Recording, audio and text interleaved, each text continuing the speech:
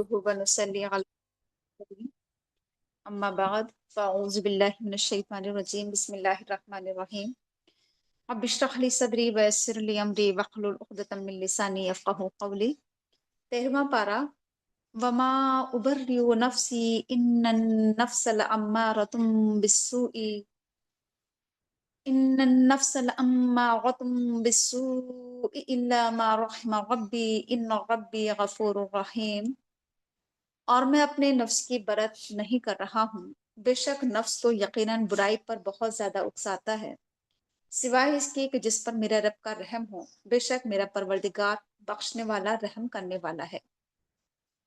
حضرت یوسف علیہ السلام کا واقعہ چل رہا تھا۔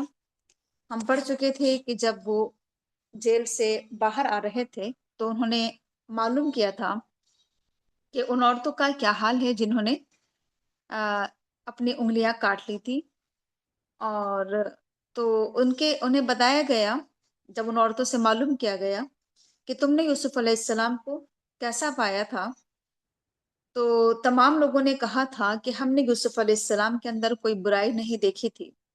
اور پھر اس وقت عزیزی مصر کی بیوی نے بھی اس بات کا اقرار اور اعتراف کیا تھا کہ میں نے ہی اسے بہکانے کی کوشش کی تھی اور وہ سچا ہے۔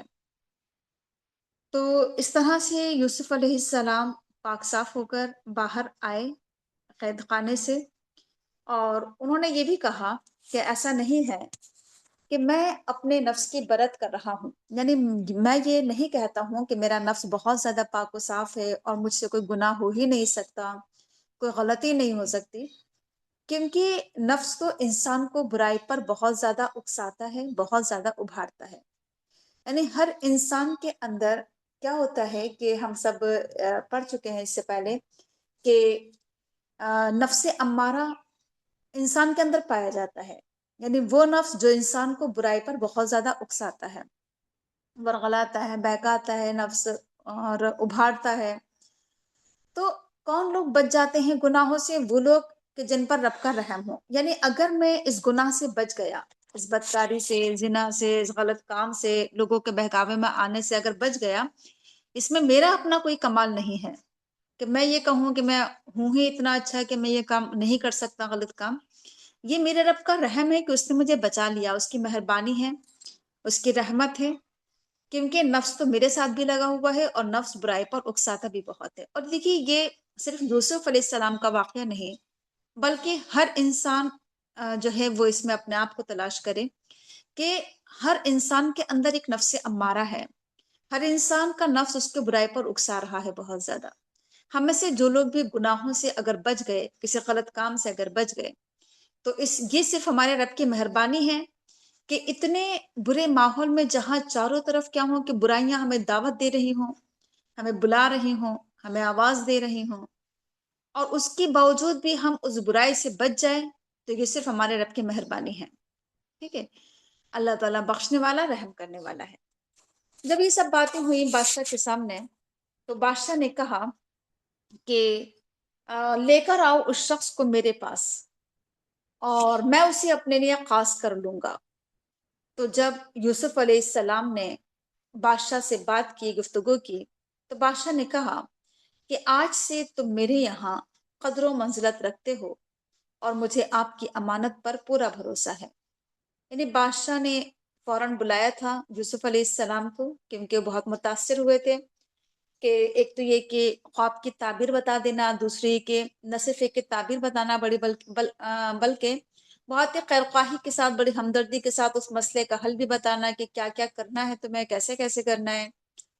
اور پھر یہ کہ جس طرح سے اس نے اپنے بارے میں بتایا کہ ایسے ایسے میرے ساتھ ہوا تھا اور یہ ہوا تھا، تو یہ سب باتیں بادشاہ بہت متاثر ہوا اور اس نے بلایا اور پھر ان سے بات چیت بھی کی یوسف علیہ السلام سے۔ اور بات چیت کرنے کے بعد وہ بہت زیادہ متاثر ہوئے اور انہوں نے کہا کہ تم ہمارے نزدیک بہت ہی قدر و منزلت رکھتے ہو، تمہارا بڑا اونچا مقام ہے، بہت زیادہ عزت کے مستحق ہو تم، اور میں دیکھ رہا ہوں کہ تم بہت زیادہ امانت دار ہو، مجھے تمہاری امانت پر پورا بھروسہ ہے۔ اس پر یوسف علیہ السلام نے کہا کہ آپ ایسا کیجئے کہ ملک کے خزانے میرے سپرد کر دیجئے، میں حفاظت کرنے والا بھی ہوں اور علم بھی رکھتا ہوں۔ یوسف علیہ السلام نے دیکھا کہ ان کے اندر جو صلاحیت پائی جاتی تھی وہ اس چیز کی صلاحیت پائی جاتی تھی کہ کیلکولیٹ کرنا ہر چیز کو اچھی طریقے سے، اور امانت داری کے ساتھ اور بڑی حفاظت کے ساتھ، علم کے ساتھ اس معاملے کو حل کرنا، معاملہ فہمی بہت زیادہ یوسف علیہ السلام کے اندر پائی جاتی تھی۔ ایک تو یہ کہ باتوں کی تہ میں پہنچ جانا، گہرائی میں اتر جانا، تو یہ تمام علم یوسف علیہ السلام کے اندر پایا جاتا تھا۔ تو انہوں نے اپنی صلاحیت کا اظہار کیا کہ آپ مجھے ایسا کیجیے کہ یہ ذمہ داری سپرد کر دیجیے، یہ خدمت میرے سپرد کر دیجیے، میں اس کام کو بہت اچھے طریقے سے انجام دوں گا۔ دیکھیے اس میں اگر تھوڑا سا غور کرنے کا مقام ہے تو وہ یہ ہے کہ یوسف علیہ السلام کوئی بادشاہی نہیں مانگ رہے ہیں، کوئی ایسا نہیں سوچ رہے ہیں یوسف علیہ السلام کہ بس مجھے کچھ محنت نہیں کرنا پڑے، کوئی کام نہیں کرنا پڑے، بلکہ مجھے ایک اقتدار مل جائے اور مجھے بادشاہی مل جائے یا مجھے کوئی مقام مرتبہ مل جائے۔ بلکہ یوسف علیہ السلام یہاں پر آپ دیکھیے کہ اپنے آپ کو خدمت کے لیے پیش کر رہے ہیں کہ آپ مجھے خدمت کا موقع دے دیجئے، میں اس کام کو کرنا چاہتا ہوں، میں خادم بننا چاہتا ہوں ملک کا، میں چاہتا ہوں کہ اس ملک کے جو معاملات ہیں وہ میرے سپرد کر دیجئے تاکہ میں اس کام کو بہت اچھے طریقے سے انجام دے سکوں۔ تو یہاں پر یوسف علیہ السلام نے اپنے آپ کو خدمت کے لیے پیش کیا تھا اپنے صلاحیت کی بنا پر، اور انہوں نے یہاں پر کوئی نہ اقتدار مانگا ہے، نہ بادشاہی مانگی ہے، اور نہ ہی یہ یوسف علیہ السلام نے ایسا نہیں کہ بغیر محنت کے کوئی کام کرنا چاہا ہو کہ بغیر محنت کے مجھے کوئی مقام مل جائے، ایسا نہیں ہے۔ ٹھیک، اس کے بعد یہ ہے کہ اس طرح سے اللہ تعالیٰ کہہ رہا ہے کہ ہم نے یوسف علیہ السلام کو اس سرزمین میں، اس ملک میں ہم نے انہیں اقتدار کی راہ ان کے لیے ہموار کر دی، یعنی ہم نے انہیں ٹھکانہ بھی دیا، جگہ بھی دی، انہیں طاقت و قوت بھی دی، انہیں اقتدار بھی دیا، اور پھر اس طرح سے یوسف علیہ السلام کو یہ اختیار حاصل ہو گیا کہ وہ جہاں چاہیں رہیں، جیسے چاہیں رہیں، اور ہم اپنے رحمت سے جسے چاہتے ہیں نوازتے ہیں، اور ہم نیک لوگوں کا اجر ضائع نہیں کرتے ہیں۔ اس طرح سے اللہ تعالیٰ یوسف علیہ السلام پر مہربان ہوا، اور یوسف علیہ السلام کی جو نیکیاں تھیں اللہ تعالیٰ نے اسے اکارت نہیں جانے دی، ضائع نہیں جانے دی۔ یعنی انہوں نے جس طرح سے یہ نیکی کا جو پورا جو ہم نے واقعہ پڑھا ہے کہ عزیز مصر کی بیوی نے بہکانا چاہا لیکن بہکاوے میں نہیں آئے، تو اللہ تعالیٰ ایسے محسنین کا اجر ہرگز بھی ضائع نہیں کرتا ہے، اور اللہ تعالیٰ نے پھر انہیں اس کے نتیجے میں بہت ہی اونچا مقام عطا کیا۔ اور یہ جو دنیا کا ہے، یہ تو باقی تو اجر آخرت کا وہ بہتر ہے ان لوگوں کے لیے جو ایمان لے کر آئیں اور جو پرہیزگاری کی زندگی گزاریں، غلط کاموں سے بچیں۔ یوسف علیہ السلام کے بھائی مصر آئے اور وہ اس کے پاس حاضر ہوئے، یوسف علیہ السلام کے پاس آئے۔ یوسف علیہ السلام نے اپنے بھائیوں کو پہچان لیا لیکن ان کے بھائیوں نے انہیں نہیں پہچانا۔ جب ان کا سامان، یعنی جب وہاں پر قحط پڑ گیا تھا جہاں پر یوسف علیہ السلام کے والد اور ان کے بھائی تھے، تو وہ یوسف علیہ السلام کے پاس آئے تھے کچھ غلہ لینے کے لیے، اناج دانہ، کھانے پینے کا سامان۔ تو جب ان لوگوں کا سامان تیار کر دیا گیا تو چلتے وقت یوسف علیہ السلام نے کہا اپنے بھائیوں سے کہ تم اپنے ساتھ اپنے سوتیلے بھائی کو لے کر آنا، یعنی اگلی بار جب تم غلہ لینے کے لیے آؤ تو اپنے ساتھ میں تم اپنے سوتیلے بھائی کو لے کر آنا میرے پاس، کیونکہ کیا تم دیکھتے نہیں ہو کہ میں نے تمہیں کس طرح سے پیمانے بھر کر دیا ہے، پیمانہ بھر کر میں نے تمہیں غلہ اور اناج دیا ہے، اور میں نے کتنی اچھی تمہاری مہمان نوازی کی ہے، کتنا اچھا میں نے تمہاری ضیافت کی ہے بہترین طریقے سے۔ تو اگر تم اسے میرے پاس لے کر نہیں آؤ گے، یعنی اپنے سوتیلے بھائی کو، بنیامین کو، جو یوسف علیہ السلام کے سگے بھائی تھے، تو کہا پھر ہم تمہیں کوئی غلہ نہیں دیں گے اور تم میرے قریب بھی نہ پھٹکنا۔ تو ان لوگوں نے کہا کہ ہم ضرور کوشش کریں گے ان کے بارے میں، اور اگر ہم واقعی ایسا کر سکے تو ہم اپنے والد سے اسے بھیجنے پر راضی کریں گے۔ پھر یوسف علیہ السلام نے اپنے غلاموں کو اشارہ کر دیا، یعنی یوسف علیہ السلام کی جو پلاننگ تھی وہ کیا تھی کہ ایک منٹ، ہاں، پھر جب اگلی مرتبہ وہ آئے تھے، چلیے اچھا پہلے یوسف علیہ السلام نے اپنے غلاموں کو اشارہ کر دیا کہ ان لوگوں نے غلے کے عوض جو مال دیا ہے وہ چپکے سے ان کے سامان میں رکھ دو۔ یہ سب یوسف علیہ السلام ایک طرح سے راستہ ہموار کر رہے تھے، پلاننگ کر رہے تھے اس طرح سے کہ کیسے ان کے والد اور ان کے بھائی یہاں پر آئیں، تو انہوں نے اس کے لیے یہ کیا کہ اپنے غلاموں کو اشارہ کیا کہ ان لوگوں نے غلے کے عوض جو مال دیا ہے وہ مال بھی انہیں واپس کر دو، یعنی غلہ بھی انہیں دے دو، اور جو مال یہ لے کر آئے ہیں وہ بھی انہیں واپس کر دو، ان کے سامان میں ہی ڈال دو، تاکہ جب یہ لوگ گھر واپس جائیں اپنے اور اپنے سامان کو پہچان لیں، اپنا واپس پایا ہوا مال پہچان لیں، تو اس پر یہ لوگ کیا ہوں پھر دوبارہ ضرور آئیں گے، ضرور پلٹیں گے، یعنی خوش ہو جائیں گے، یہ اس فیاضی پر احسان مند ہوں گے اور پھر یہ لوگ دوبارہ ضرور آئیں گے۔ تو پھر ایسا ہی ہوا کہ جب یہ لوگ واپس گئے اپنے والد کی طرف اور جا کر انہوں نے کہا کہ ہمارے والد، اب اگلی مرتبہ انہوں نے ہمیں غلہ دینے سے انکار کر دیا ہے، تو آپ ایسا کیجئے کہ آپ ہمارے بھائی کو ہمارے ساتھ بھیج دیجئے، تاکہ ہم اور غلہ وہاں سے لے کر آئیں، اور ہم انشاءاللہ اس کی حفاظت کریں گے، اس کی حفاظت کے ہم ذمہ دار ہیں۔ تو ان کے والد نے کہا کہ کیا میں تمہارے پر بھروسہ کر لوں؟ کیا میں تمہارے پر مطمئن ہو جاؤں، بھروسہ کر لوں، اطمینان کر لوں، جیسے میں نے اس کے بھائی کے معاملے میں، یعنی یوسف علیہ السلام کے معاملے میں نے تم پر بھروسہ کر چکا ہوں۔ بس اللہ ہی بہترین محافظ ہے، اور اللہ تعالیٰ سب رحم کرنے والوں سے بڑھ کر رحم فرمانے والا ہے۔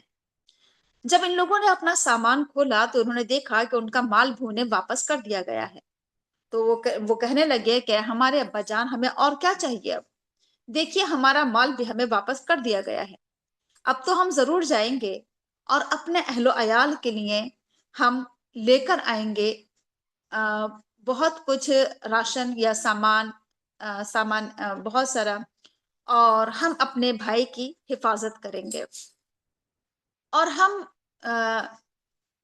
اتنا ہی اور غلہ لے کر آئیں گے، یعنی مزید بڑھا کر اور زیادہ پیمانہ بھر کر غلہ لے کر آئیں گے، اور اتنے غلہ کا اضافہ آسانی کے ساتھ ہو جائے گا، یعنی یہ جو اضافہ ہوگا غلے کا، یہ آسانی کے ساتھ ہو جائے گا۔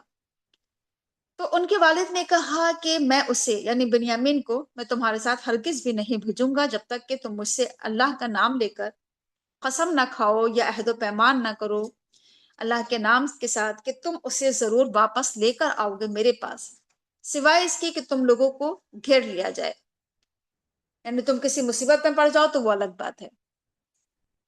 تو جب انہوں نے اللہ کے نام پر پیمان کیا، عہد کیا، وعدہ کیا کہ وہ ضرور واپس لے کر آئیں گے بھائی کو، تو کہا کہ ہمارے اس قول پر، یعنی ان کے والد نے کہا کہ ہماری اس قول پر اللہ تعالیٰ نگہبان ہے۔ پھر ان کے والد نے چلتے وقت، یعنی جب یہ لوگ سفر پر جا رہے تھے تو چلتے وقت نصیحت کی کہ جب تم جاؤ مصر کے دارالسلطنت میں، جب تم داخل ہو جاؤ، یعنی مصر میں جہاں پر یوسف علیہ السلام تھے، جب تم وہاں پر جاؤ، وہاں پر داخل ہو، تو ایک ہی دروازے سے داخل نہ ہونا بلکہ الگ الگ دروازوں سے جانا۔ اور یہ اس سے یوسف علیہ السلام کے والد کے، یعنی یعقوب علیہ السلام کی حکمت کا اندازہ ہو رہا ہے، ان کی سوجھ بوجھ کا۔ ایک تو یہی بات سمجھ میں آ رہی ہے کہ جب اپنے بچوں کو رخصت کریں، سفر پر بھیجیں، تو انہیں نصیحت کرنا چاہیے، بڑی حکمت کے ساتھ سمجھداری کی باتیں انہیں بتانا چاہیے۔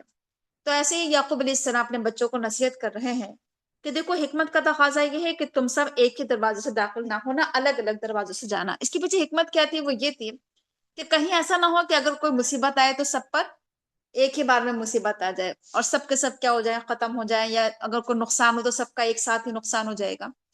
الگ الگ جب تم دروازوں سے داخل ہوگے تو اگر کسی ایک پر اگر کوئی مصیبت آئے گی تو کچھ لوگ تو بچ جائیں گے۔ یہ حکمت تھی، اور یہ حکمت ہمیں آج کے دور میں بھی اپنانا چاہیے، اختیار کرنا چاہیے کہ اس طرح کی حکمت، ایسی سمجھداری کے ساتھ سفر کرنا چاہیے کہ جس میں زیادہ نقصان نہ ہو، اور اگر نقصان ہو تو کم نقصان ہو۔ اگر انسان کوئی مال لے کر جا رہا ہے، پیسہ لے کر جا رہا ہے بہت زیادہ، ایک ہی جگہ پر نہ رکھے، الگ الگ جگہ پر رکھے، تاکہ اگر اس کا پیسہ کہیں نکل جائے، چھن جائے تو سارے ایک ہی بار میں نہ نکلے، تھوڑا بہت اگر نکل جائے تو باقی مال تو اس کے پاس باقی رہے۔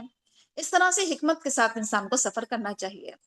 اور یہ بھی کہا کہ باقی تو اللہ کے مقابلے میں تمہیں نہیں بچا سکتا، باقی اللہ کی مشیت ہے، اور اللہ کے مقابلے میں تو کیا ہے کہ اللہ کی جو مرضی، اس میں تمہارے کسی کام نہیں آ سکتا، کوئی فائدہ نہیں پہنچا سکتا، کیونکہ حکم تو اللہ ہی کا چلتا ہے۔ انسان کو دیکھیے صرف تدبیریں اختیار کرنا چاہیے، اور باقی معاملہ اللہ کے اوپر چھوڑ دینا چاہیے. باقی اللہ کی مرضی اور اس کی مشیت اور اس کا حکم، اور اللہ پر بھروسہ کرنا چاہیے، اور بھروسہ کرنے والوں کو اللہ ہی پر بھروسہ کرنا چاہیے. تو میں نے اسی پر توکل کیا. تو انہوں نے اپنے والد کی نصیحت پر عمل کیا، اور ایسا ہی ہوا کہ جب وہ اپنے والد کی ہدایات کے مطابق شہر میں الگ الگ دروازوں سے داخل ہوئے، تو اور ایسا نہیں تھا کہ انسان کی تدبیریں اللہ کی مشیت کے مقابلے میں کسی کام آئے. انسان خواہ کتنی ہی تدبیریں اختیار کیوں نہ کر لے، اور اللہ کی مرضی اور اللہ کی مشیت کے آگے انسان کی تدبیریں بھی کام نہیں کرتی ہیں. لیکن پھر بھی انسان کے دل میں جو ایک کھٹک ہوتی ہے کہ میں نے اگر ایسا کر لیا ہوتا تو ایسا نہ ہوتا، تو صرف ان کے دل کی ایک کھٹک تھی جسے دور کرنے کی انہوں نے اپنی ایک کوشش کی تھی یعقوب علیہ السلام نے. اور یعقوب علیہ السلام بہت علم والے تھے. وہ علم ان کے پاس تھا جو ہم نے انہیں سکھایا تھا، ہم نے انہیں دیا تھا، لیکن اکثر لوگ علم حاصل نہیں کرتے ہیں.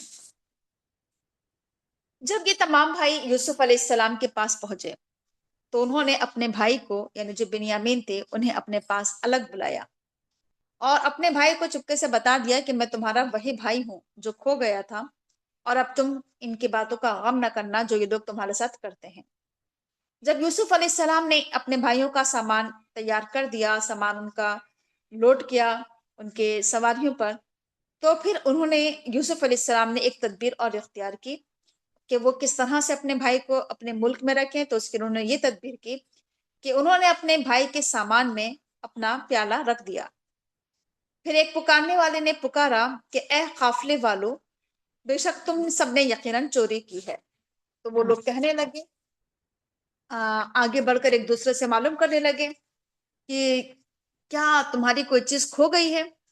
تو انہوں نے کہا کہ بادشاہ کا پیمانہ یا بادشاہ کا پیالہ وہ کھو گیا ہے، ہمیں نہیں مل رہا ہے، اور جو شخص اسے لے کر آئے گا، یعنی جو وہ پیالہ جس کے پاس سے نکلے گا، جو وہ ہمیں دے گا، تو ہم اسے اتنا ہی غلہ اور دیں گے، اور اس کے لیے یہ انعام ہے، اور میں اس بات کی ذمہ داری لیتا ہوں. تو تمام بھائیوں نے کہا کہ اللہ کی قسم، تم تو جانتے ہی ہو کہ ہم اس ملک میں فساد برپا کرنے کے لیے نہیں آئے ہیں، اور نہ ہی ہم چوری کرنے والے ہیں. تو ان لوگوں نے کہا کہ کیا سزا ہوتی ہے تمہارے یہاں اگر، ہاں، ان لوگوں نے کہا، وہاں کے لوگوں نے، مصر کے لوگوں نے معلوم کیا کہ اچھا یہ بتاؤ کہ اگر تمہاری بات جھوٹ نکلی، اگر تم جھوٹے نکلے، تو تمہارے یہاں کیا سزا دی جاتی ہے؟ تو ان لوگوں نے کہا کہ ہمارے یہاں تو اس کی سزا یہ دی جاتی ہے کہ جس کی سامان میں سے وہ چیز نکلے اس شخص کو ہی سزا میں رکھ لیا جاتا ہے، جس کے پاس سے وہ سامان نکلے اسے ہی رکھ لیا جاتا ہے سزا کے طور پر. اسی طرح سے ہم ظالموں کو سزا دیتے ہیں. تو پھر تمام لوگوں کے سامان کی تلاشی لی گئی. یوسف علیہ السلام نے تمام بھائیوں، اپنے بھائی سے پہلے یعنی بنیامین سے پہلے تمام لوگوں کے مال کی تلاشی لینا شروع کر دی، اور پھر اپنے بھائی کی قرضی میں سے، یعنی جس میں ان کا سامان رکھا ہوا تھا، اس میں سے اپنی یہ گم شدہ چیز برآمد کر لی. اور یہ تدبیر ہم نے سکھائی تھی یوسف علیہ السلام کو. ہم نے یوسف کی تائید اپنی تدبیر سے کی، اور اس کا یہ کام نہیں تھا کہ وہ ورنہ یوسف علیہ السلام کے لیے ممکن ہی نہیں تھا کہ وہ اپنے بھائی کو اپنے ملک میں رکھ لیتے. یعنی مصر کا جو شاہی قانون تھا وہ اس میں اپنے بھائی کو ہرگز بھی نہیں رکھ سکتے تھے. تو اس طرح سے یہ تدبیر ہم نے انہیں سکھائی کہ اس طرح تم اپنے بھائی کو یہاں رکھ سکتے ہو، مگر یہ کہ جو اللہ چاہے، اور ہم جس کے چاہتے ہیں درجات بلند کر دیتے ہیں، اور ہر جاننے والے کے اوپر ایک جاننے والا ہے. یعنی دنیا میں کوئی انسان کتنا ہی جاننے والا کیوں نہ ہو، کتنا ہی علم والا کیوں نہ ہو، اس کے اوپر بھی ایک جاننے والا ہے. ہر علم انسان سمجھتا ہے کہ میرے پاس بہت علم ہے، لیکن اس سے زیادہ علم کسی اور کے پاس ہوتا ہے. اور اس طرح سے اللہ تعالیٰ کے پاس سب سے زیادہ علم ہے، تو اسی کو کہا جا رہا ہے کہ ہر علم رکھنے والے کے پاس ایک جاننے والا ہے، اوپر ایک جاننے والا ہے، اور وہ ہے اللہ تعالیٰ کی ذات. تو ان تمام بھائیوں نے کہا کہ اگر اس نے چوری کی ہے تو اس سے پہلے اس کا بھائی یوسف بھی چوری کر چکا ہے.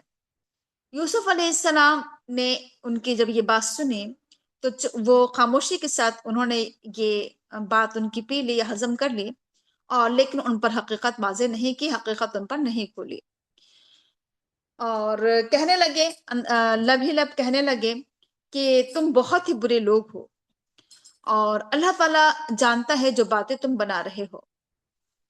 تو اس کے بعد یہ ہے کہ ان لوگوں نے کہا کہ اے عزیز، یعنی اے سردار ذی اقتدار، بے شک اس کے والد بہت ہی بوڑھے انسان ہیں، آپ ایسا کیجیے کہ اس کی جگہ آپ ہم میں سے کسی کو رکھ لیجئے، ہم دیکھ رہے ہیں کہ آپ بہت ہی نیک انسان ہیں۔ یوسف علیہ السلام کہنے لگے کہ اللہ کی پناہ، کہ ہم دوسرے کسی شخص کو ہم کیسے رکھ سکتے ہیں جس کے پاس ہم نے اپنا مال پایا ہے؟ اگر ہم اس کو چھوڑ کر کسی دوسرے کو اپنے پاس رکھیں گے پھر تو ہم ظالم کہلائیں گے۔ جب وہ تمام لوگ اس بات سے بالکل مایوس ہو گئے، اب وہ لوگ آپس میں چپکے چپکے سرگوشیاں کرنے لگے، مشورے کرنے لگے آپس میں تنہائی میں جا کر۔ ان میں جو سب سے بڑا تھا وہ کہنے لگا کہ کیا تم جانتے نہیں ہو کہ تمہارے والد نے تم سے اللہ کے نام پر عہد لیا تھا، اور اس سے پہلے تم یوسف کے معاملے میں بھی کوتاہی کر چکے ہو؟ اب میں تو ہرگز بھی یہاں سے ہٹنے والا نہیں ہوں، یہاں سے جانے والا نہیں ہوں، جب تک کہ میرے والد مجھے اجازت نہ دیں، یا پھر اللہ ہی میرے حق میں کوئی فیصلہ فرما دے، اور وہ بہترین فیصلہ فرمانے والا ہے۔ تم سب اپنے والد کے پاس واپس جاؤ اور جا کر کہو کیا ہمارے والد، تمہارے بیٹے نے چوری کی ہے، اور ہم اس وقت موجود نہیں تھے، ہم نے نہیں دیکھا تھا، ہمیں صرف معلوم ہوا ہے، اور ہم غیب کا علم ہمیں نہیں ہے۔ آپ اس بستی کے لوگوں سے جا کر پوچھ لیجئے جہاں پر ہم تھے، آپ اس قافلے سے دریافت کر لیجئے جس قافلے کے ساتھ ہم آئے ہیں، ہم اپنے بیان میں بالکل سچے ہیں۔ جب ان کے باپ نے یہ داستان سنی تو وہ سن کر کہنے لگے کہ بلکہ تمہارے نفس نے تمہارے لیے ایک بہت ہی بڑی بات کو بڑا آسان بنا دیا ہے، بہت سہل بنا دیا ہے، پس میں اس پر بھی خوبصورتی کے ساتھ صبر کروں گا، اور بخوبی صبر کروں گا۔ اللہ تعالیٰ بعید نہیں ہے کہ اللہ تعالیٰ ان سب کو مجھ سے لا ملائے، بے شک وہ جاننے والا، حکمت والا ہے۔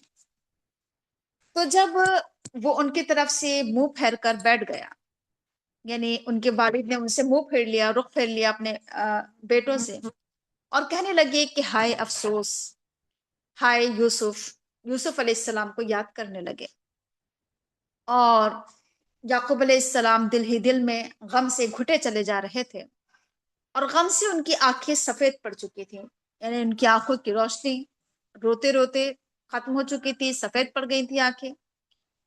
تو تمام بیٹے کہنے لگے کہ اللہ کی قسم، آپ تو صرف یوسف کو ہی یاد کرتے رہتے ہیں، نوبت یہ آ گئی ہے کہ یوسف کے غم میں آپ نے اپنے آپ کو بالکل بھلا دیا ہے، تو کیا آپ اپنی جان کو ہی ہلاک کر ڈالیں گے؟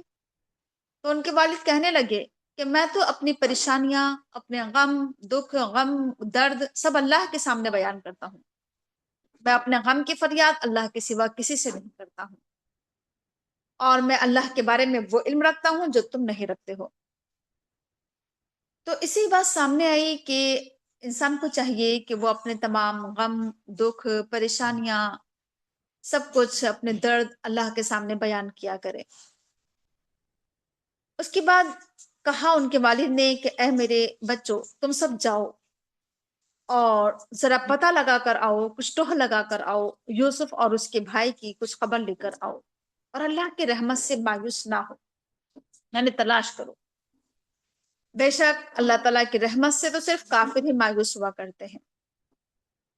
تو دیکھیے کہ جب کسی کا بچہ جب گم ہو جاتا ہے تو وہ آخر وقت تک اسے تلاش کرتا رہتا ہے، ڈھونڈتا رہتا ہے، کبھی ہمت نہیں ہارتا ہے، اور اسے ڈھونڈنا، تلاش کرنا، ٹوہ لگانا، اور مایوس نہ ہونا۔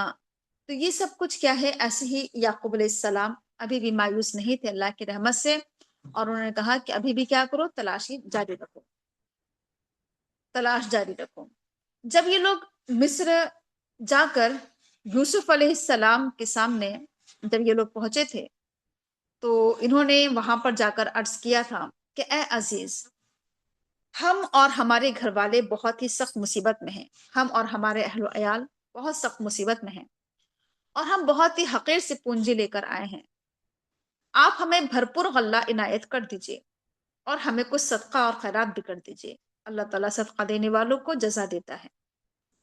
یہ سن کر پھر یوسف سے رہا نہ گیا۔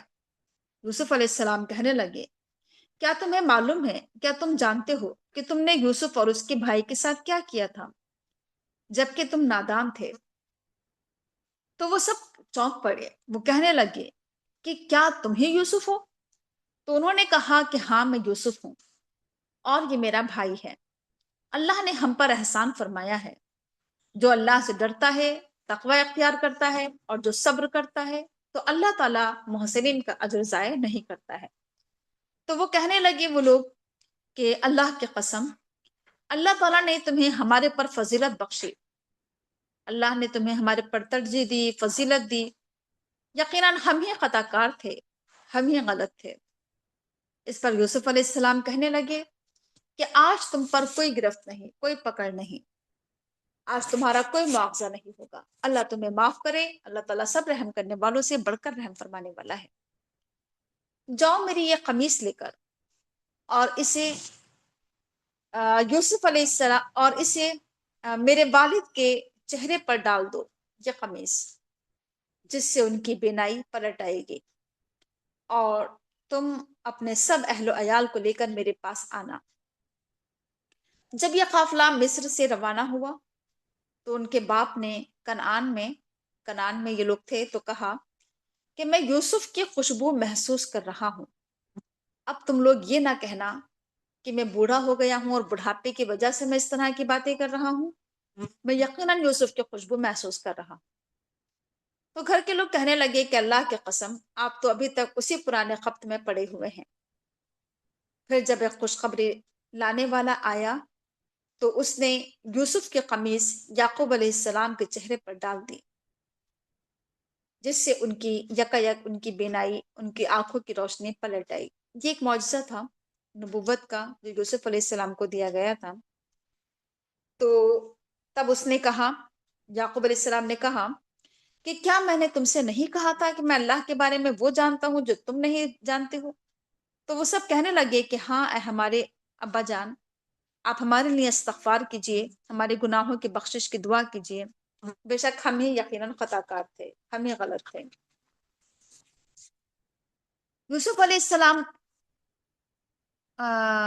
اس نے کہا، ان کے والد نے کہا کہ ہاں ٹھیک ہے، ان قریب میں تمہارے لیے اپنے پروردگار سے مغفرت چاہوں گا، بے شک اللہ تعالیٰ بخشنے والا، رحم کرنے والا ہے۔ جب یہ تمام لوگ یوسف علیہ السلام کے پاس پہنچے تو یوسف علیہ السلام نے اپنے والدین کو اپنے ساتھ بٹھایا، انہیں جگہ دی، ٹھکانہ دیا اپنے پاس، اپنے والدین کو، اور اپنے تمام خاندان والوں سے کہا کہ تم سب شہر میں داخل ہو جاؤ، انشاءاللہ امن کے ساتھ، امن اور چین سے رہو گے۔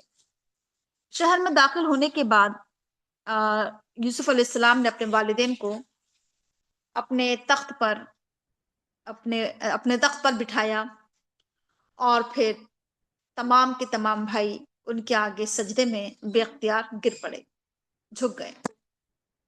اس پر یوسف علیہ السلام نے کہنے لگے کہ ابا جان، یہ ہے میری اس خواب کی تعبیر جو میں نے پہلے دیکھی تھی، یعنی جو انہوں نے دیکھا تھا کہ ایک سورج، ایک چاند اور 11 تارے سجدہ کر رہے ہیں انہیں۔ تو یہ اس خواب کی تعبیر تھی کہ ان کے والد، ان کی والدہ اور ان کے 11 بھائی ان کے آگے سجدے میں گر گئے تھے۔ تو کہا کہ میرے رب نے آج اسے سچا کر دیا، اور اللہ کا میرے پر بڑا احسان ہے کہ اس نے مجھے قید خانے سے نکالا، اور اس کا بڑا احسان ہے کہ وہ تم سب کو میرے پاس لے کر آیا، ایک صحرا سے لا کر اس نے تم سب کو مجھ سے ملایا، حالانکہ شیطان نے تو میرے اور میرے بھائیوں کے درمیان پھوٹ ڈال دی تھی، فساد ڈال دیا تھا، جھگڑا پیدا کر دیا تھا۔ میرا پروردگار یقیناً باریک بھی ہیں یا بڑا مہربان ہے، تو میرا پروردگار غیر محسوس تدبیروں سے اپنی مشیت پوری کرتا ہے، یعنی ایسے ایسے اللہ تعالیٰ کی مشیت پوری ہوتی ہے کہ انسان کو محسوس بھی نہیں ہو پاتا ہے۔ بے شک اللہ تعالیٰ جاننے والا، حکمت والا ہے۔ پھر اللہ تعالیٰ سے دعا کرنے لگے یوسف علیہ السلام کہ اے میرے پروردگار، تو نے مجھے حکومت بخشی، تو نے مجھے ملک عطا کیا، تو نے مجھے باتوں کی تہ تک پہنچنا سکھایا، تو زمین و آسمان کا بنانے والا ہے، تو ہی میرا ولی ہے دنیا میں اور آخرت میں، پس تو مجھے وفات دینا اسلام کی حالت میں، اور تو مجھے صالحین کے ساتھ ملانا۔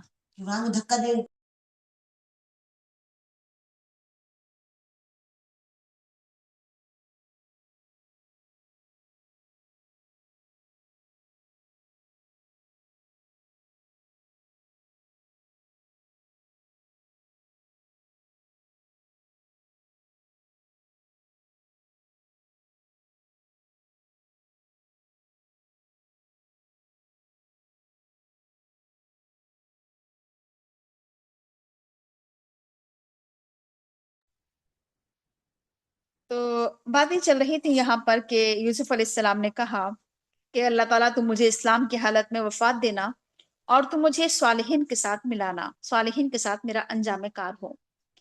یہ سب غیب کی باتیں ہیں، غیب کے واقعات ہیں، اور ہم نے اسے بذریعہ وحی تمہیں سنایا ہے، اور تم اس وقت موجود نہیں تھے جبکہ ان کے تمام بھائیوں نے ایک ہی معاملے پر فیصلہ کر لیا تھا۔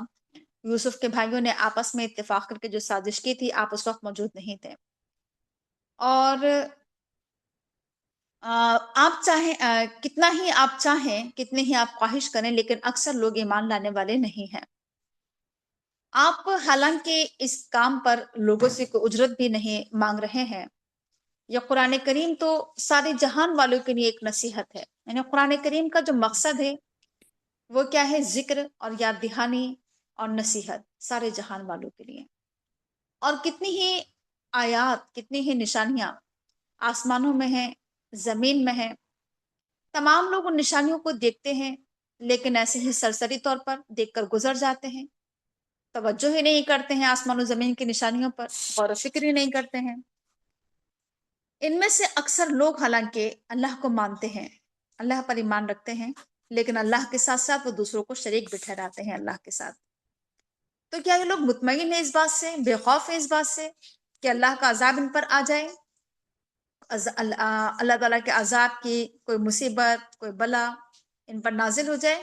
کیا یہ لوگ بالکل بے خوف ہیں، بالکل مطمئن ہیں، یا بالکل بے خوف ہیں کہ قیامت ان پر آ جائے اچانک سے اور انہیں محسوس بھی نہ ہو پائے، انہیں معلوم بھی نہیں ہو پائے؟ اے نبی کہہ دیجئے کہ یہ راستہ، یہ میرا راستہ ہے، میں اللہ کی طرف بلا رہا ہوں۔ میرا راستہ تو یہ ہے کہ میں تمہیں اللہ کی طرف دعوت دے رہا ہوں، اللہ کی طرف بلا رہا ہوں، اور میں تو بصیرت پر ہوں، یعنی میں تو پوری روشنی میں اپنا راستہ دیکھ رہا ہوں، یعنی ایسا نہیں کہ جس راستے پر میں چل رہا ہوں وہ کوئی اندھیر راستہ ہے، تاریک راستہ ہے، نہیں، بالکل روشن راستہ ہے جس پر میں چل رہا ہوں۔ اور وہ لوگ جو میری اتباع کرتے ہیں، میرے ساتھی، میری پیروی کرنے والے، وہ لوگ بھی بصیرت پر ہیں، پوری روشنی میں ہیں وہ بھی۔ اللہ تعالیٰ پاک ہے اور میں مشرکین میں سے نہیں ہوں۔ اے نبی، ہم نے آپ سے پہلے جتنے بھی نبی بھیجے، جتنے بھی پیغمبر بھیجے، وہ سب کے سب انسان ہی تھے، بس فرق اتنا تھا کہ ہم ان کی طرف وہی بھیجتے ہیں، ورنہ وہ آپ ہی کے بیچ میں رہنے والے، بستیوں میں رہنے والے ہی لوگ ہوتے ہیں، انبیاء کرام لوگوں کے بیچ میں رہتے ہیں۔ تو کیا لوگوں نے زمین میں چلے پھرے نہیں، لوگوں نے سیر و تفریح نہیں کی ہے؟ انہوں نے دیکھا نہیں کہ ان سے پہلے کے لوگوں کا انجام کیا ہوا؟ یقیناً آخرت کا انجام، آخرت کا گھر بہتر ہے ان لوگوں کے لیے جو اللہ سے ڈرتے ہیں۔ تو کیا تم سمجھتے نہیں ہو؟ کیا تمہارے پاس عقل نہیں ہے؟ یہاں تک کہ جبکہ تمام رسول بالکل مایوس ہو گئے اور انہوں نے یہ گمان کر لیا کہ ان کے ساتھ کہ انہیں ان سے جھوٹ بولا گیا ہے، یہاں تک کہ جب پیغمبر لوگوں سے مایوس ہو گئے اور لوگوں نے بھی یہ سمجھ لیا، جمع کا صیغہ ہے، لوگوں نے بھی یہ سمجھ لیا کہ ان سے جھوٹ بولا گیا ہے، تو پھر ہماری مدد پیغمبروں کو پہنچ گئی۔ پھر جب ایسا موقع آتا ہے تو ہمارا فائدہ یہ ہوتا ہے کہ ہم جسے چاہتے ہیں بچا لیتے ہیں، اور مجرموں پر سے تو ہمارا عذاب ٹالا ہی نہیں جا سکتا۔ یعنی جب حجت تمام ہو جاتی ہے، جب رسول دعوت کا کام مکمل کر چکے ہوتے ہیں، جب لوگ نہیں مانتے ہیں اور رسول بالکل مایوس ہو جاتے ہیں لوگوں کی طرف سے، اور تمام لوگ بھی سمجھتے ہیں کہ رسول نبوت کا جھوٹا دعویٰ کر رہے ہیں، یہ جھوٹ بول رہے ہیں، پھر اللہ کی مدد آتی ہے، اللہ تعالیٰ پھر اپنے نبیوں کو بچاتا ہے، ایمان لانے والوں کو نجات دیتا ہے، اور مجرم لوگوں کو اللہ تعالیٰ عذاب سے دوچار کرتا ہے۔ تو یہ جتنے بھی واقعات ہیں پچھلے لوگوں کے واقعات، اس میں عقل رکھنے والوں کے لیے، عقل مند لوگوں کے لیے عبرت کا سامان ہے، نصیحت کا سامان ہے۔ یعنی یہ واقعات صرف ایک کہانی نہیں، ایک قصہ نہیں، ان واقعات میں بہت سارے سبق ہیں، بہت سی نصیحتیں ہیں، بہت سی عبرتیں ہیں۔ اور یہ جتنے بھی واقعات قرآن کریم میں بیان کیے گئے ہیں، یہ ایسے نہیں ہے کہ خود سے گڑھ کر کہانیاں سنائی گئی ہوں، یہ کوئی افسانے، کوئی ناول یا کوئی ایسی کہانیاں نہیں ہیں کہ بنائی ہوئی کہانیاں ہیں، بلکہ یہ سچی باتیں ہیں، سچی کہانیاں ہیں۔ اور کہا جا رہا ہے کہ یہ قرآن کریم تو تصدیق کر رہا ہے اس چیز کی جو ان کے پاس ہے، اور اس قرآن میں ہر چیز کی تفصیل ہے، اور یہ قرآن ہدایت کا ذریعہ ہے، اور اس قرآن کے ذریعے رحمتیں نازل ہوتی ہیں ان لوگوں پر جو اس پر ایمان رکھتے ہیں۔ یہ تھی سورہ یوسف۔ اب اس کے بعد ہے سورہ غاد، مکی سورہ ہے۔ بسم اللہ الرحمن الرحیم، الف لام میم را۔ یہ کتاب کی آیات ہیں، کتاب الہی کی آیات ہیں، یہ قرآن کی آیات۔ اور جو کچھ بھی نازل کیا جا رہا ہے تمہاری طرف، تمہارے پروردگار کی طرف سے، وہ سب سچا ہے، حق ہے، لیکن اکثر لوگ ایمان نہیں لاتے ہیں۔ اللہ کی ذات وہ ذات ہے جس نے آسمانوں کو اٹھایا، بلند کیا، بغیر کسی سہارے کے، بغیر کسی پلر کے، بغیر کسی ستون کے۔ تم دیکھتے ہو آسمان کو اپنے اوپر۔ پھر اللہ تعالیٰ تخت سلطنت پر جلوہ افروز ہوا، یعنی تخت سلطنت، دنیا کا نظام اللہ تعالیٰ نے اپنے ہاتھ میں لیا، نظام سلطنت۔ اور اللہ تعالیٰ نے سورج اور چاند کو مسخر کر دیا، یعنی ایک قانون کا پابند بنا دیا سورج اور چاند کو، اور ہر چیز چل رہی ہے، جاری ہے، اپنا اپنا کام کر رہی ہے، اور کب تک کرے گی؟ ایک مقرر مدت تک۔ اور اللہ تعالیٰ ان تمام معاملات کی تدبیر فرما رہا ہے، اس پوری کائنات کا نظام اللہ تعالیٰ چلا رہا ہے، سنبھال رہا ہے۔ اللہ تعالیٰ آیات کھول کھول کر بیان کر رہا ہے تاکہ تم اپنے رب کی ملاقات پر یقین رکھو۔ اللہ کی ذات وہ ذات ہے جس نے زمین کو پھیلایا، اور جس نے زمین میں مضبوط پہاڑ گاڑ دیے، اور نہریں بنائیں، اور ہر طرح کے پھل، اور پھل کے بھی کیا ہے کہ جوڑے ہیں، ہر طرح کے پھلوں کے جوڑے اللہ تعالیٰ نے پیدا کیے۔ یعنی پھلوں میں بھی کیا ہوتے ہیں؟ جوڑے ہوتے ہیں، جیسے انسانوں کا جوڑا ہوتا ہے، جانوروں کا ہوتا ہے، ایسی پھلوں کے بھی جوڑے ہوتے ہیں۔ اور اللہ تعالیٰ رات کو دن پر ڈھانپ دیتا ہے۔ بے شک اس میں یقیناً نشانیاں ہیں ان لوگوں کے لیے جو غور و فکر کریں۔ اور زمین میں الگ الگ خطے پائے جاتے ہیں، الگ الگ ٹکڑے پائے جاتے ہیں، یعنی الگ الگ شہر، ملک، بستیاں، الگ الگ ہیں خطے۔ کچھ تو کیا ہیں کہ ایک دوسرے سے ملے ہوئے ہیں، حالانکہ ایک کے بعد ایک کیا ہے کہ سرحدیں شروع ہو جاتی ہیں، ایک کے بعد دوسرا شہر، ملک، سب ایک دوسرے سے متصل ہیں، جڑے ہوئے ہیں۔ اور اس زمین میں نہ صرف ایک ایک خطے ہیں، بلکہ اس زمین پر باغات بھی ہیں، باغات بھی کئی طرح کے ہیں، انگور کے باغات ہیں، اور اس کے علاوہ جو ہیں وہ کھیتیاں بھی ہیں زمین پر، کھجور کے درخت بھی ہیں، کھجور کے درخت بھی ہیں، کچھ تو سنگل ہیں، کچھ ڈبل ہیں۔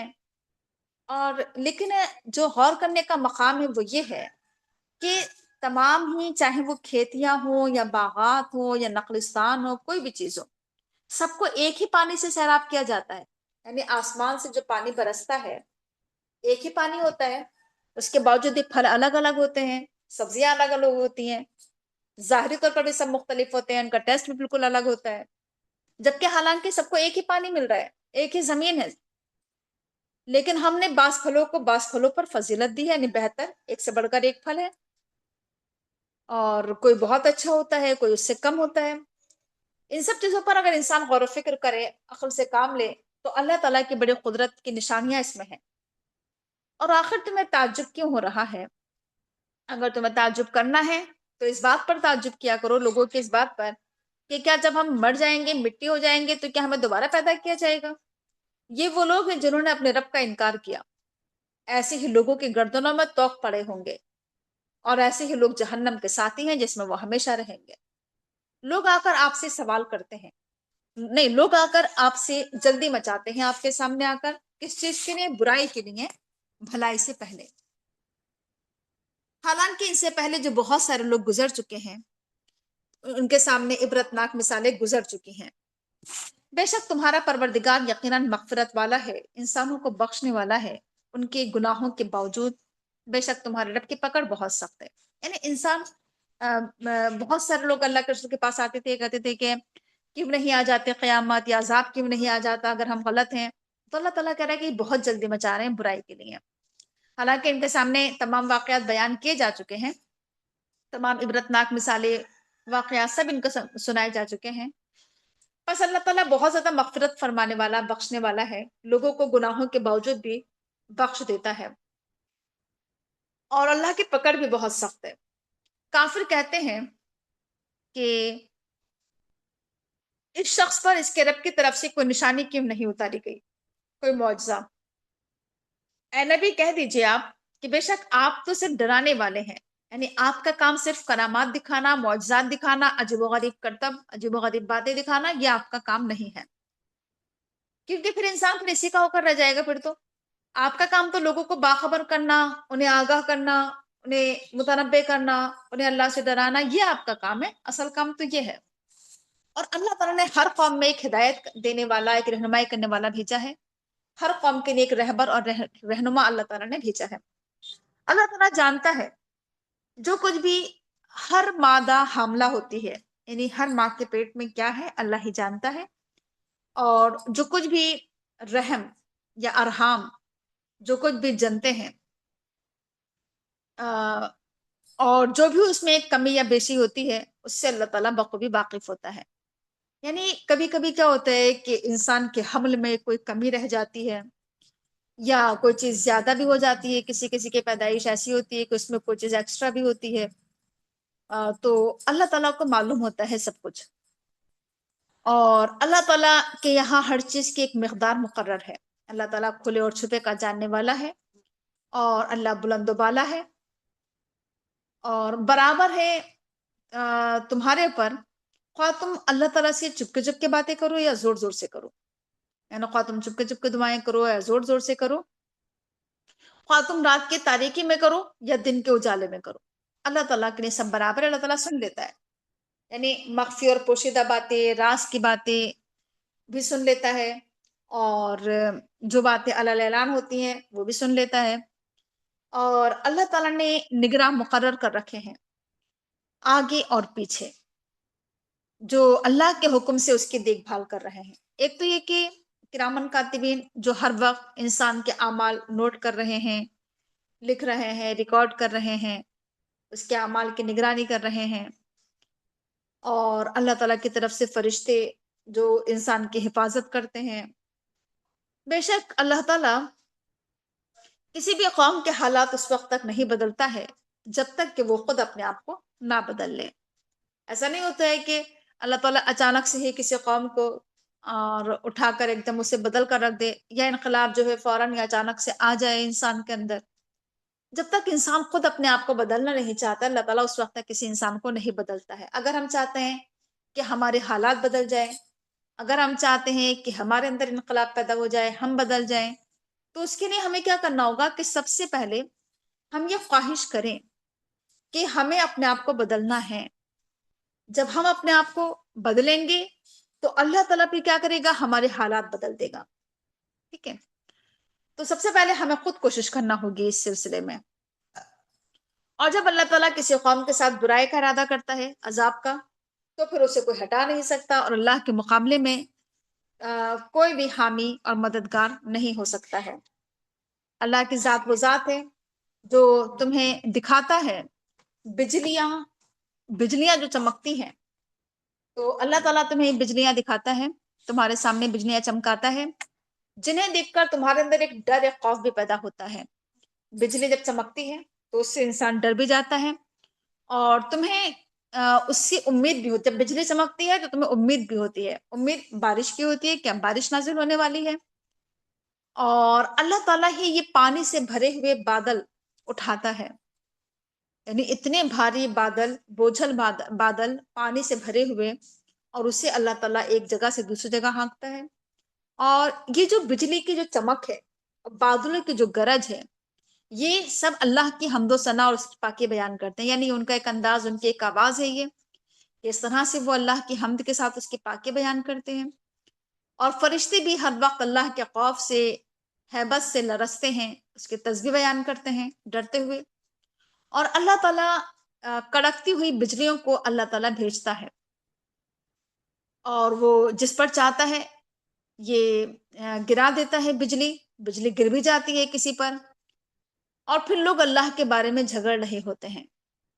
अल्लाह की चाल बहुत ही सख्त है, बहुत जबरदस्त है।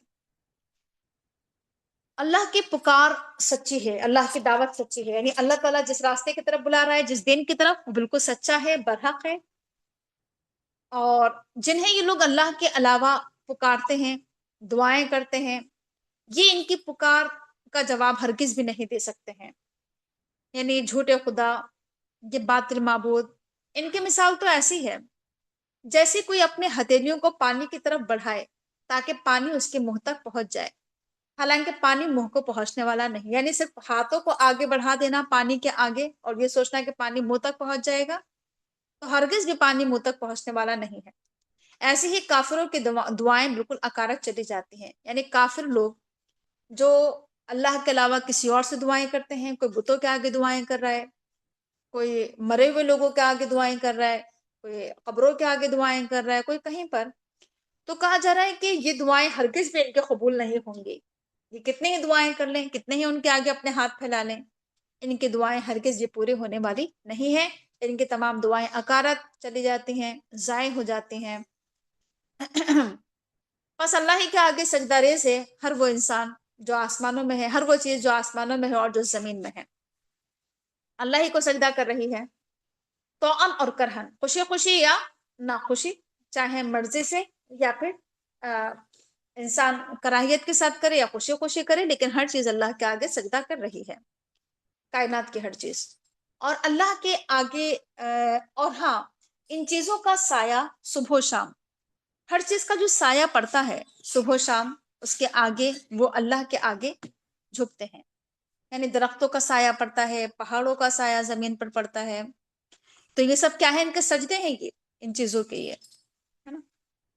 और कहा जा रहा है कि ए नबी कह दीजिए कि कौन है आसमान और जमीन का रब, बता दो लोगों को कि अल्लाह ही रब है। और जरा कहो इन लोगों से कि क्या तुम अल्लाह के अलावा औलिया बना लेते हो, अल्लाह के अलावा, अल्लाह के मुकाबले में तुम औलिया को माबूद बना लेते हो। हालांकि ये औलिया तो अपने नफ्स की ही मालिक नहीं है, अपने आप को ही ना कोई नफा पहुंचा सकते हैं ना कोई नुकसान पहुंचा सकते हैं, तो तुम्हें क्या फायदा नुकसान पहुंचाएंगे। ए नबी कह दीजिए कि क्या एक देखने वाला एक ना देखने वाला बराबर हो सकते हैं क्या, एक बेना और एक नाबीना। कल भी हमारे सामने ये बात आई थी। और कि क्या तारीखियां और क्या रोशनी बराबर हो सकती है भला, अंधेरे और उजाले क्या बराबर हो सकते हैं। जब ये चीजें बराबर नहीं हो सकती, यकसा नहीं हो सकती, तो कहा जा रहा है कि फिर लोगों ने अल्लाह के साथ क्यों शरीक बनाया है। क्या वो लोग जिन्होंने अल्लाह के अलावा बहुत से शुराका बना लिए हैं, क्या इन लोगों ने कभी कोई चीज तख्लीक की, कभी कुछ बनाया, कुछ कोई चीज पैदा की है अल्लाह के पैदा करने की तरह, जिससे अल्लाह ताला ने बहुत सारी चीजों को वजूद बख्शा है, क्या इन लोगों ने कभी कोई चीज ऐसी बनाई। तो फिर आखिर लोगों पर ये तख्लीक का मामला मुश्तबा क्यों हो रहा है, यानी आखिर लोग शक शुबे में क्यों पड़े हुए हैं। जब खालिक अल्लाह ताला है, बनाने वाला अल्लाह ताला है, तो कोई और शरीक अल्लाह ताला का कैसे हो सकता है। अल्लाह ताला हर चीज का खालिक है और वो अकेला और तन्हा है, और वो हर चीज पर जबरदस्त इख्तियार रखता है, सब पर गालिब है वो। अल्लाह ताला आसमान से पानी नाजिल करता है, और जब पानी नाजिल होता है आसमान से, तो फिर वादियां बह पड़ती हैं। हर नदी नाला अपने जर्फ के मुताबिक पानी लेकर बह पड़ता है। फिर जब सैलाब उठता है, सैलाब आ जाता है, तो सतह पर झाग भी आ जाते हैं। यानी जब सैलाब उठता है तो उसकी सतह पर झाग आ जाते हैं, और ऐसे ही झाग उन धातों पर भी उठते हैं जिन्हें जेवर और बर्तन वगैरह बनाने के लिए लोग पिघलाया करते हैं। इस मिसाल से अल्लाह ताला हक और बातिल के मामले को वाजे करता है। जो झाग है वो उड़ जाया करते हैं, और जो चीज इंसानों के लिए नाफे है वो जमीन में ठहर जाती है। इस तरह से अल्लाह ताला अपनी मिसाल के जरिए बात समझाने की कोशिश करता है, अपनी बात समझाता है।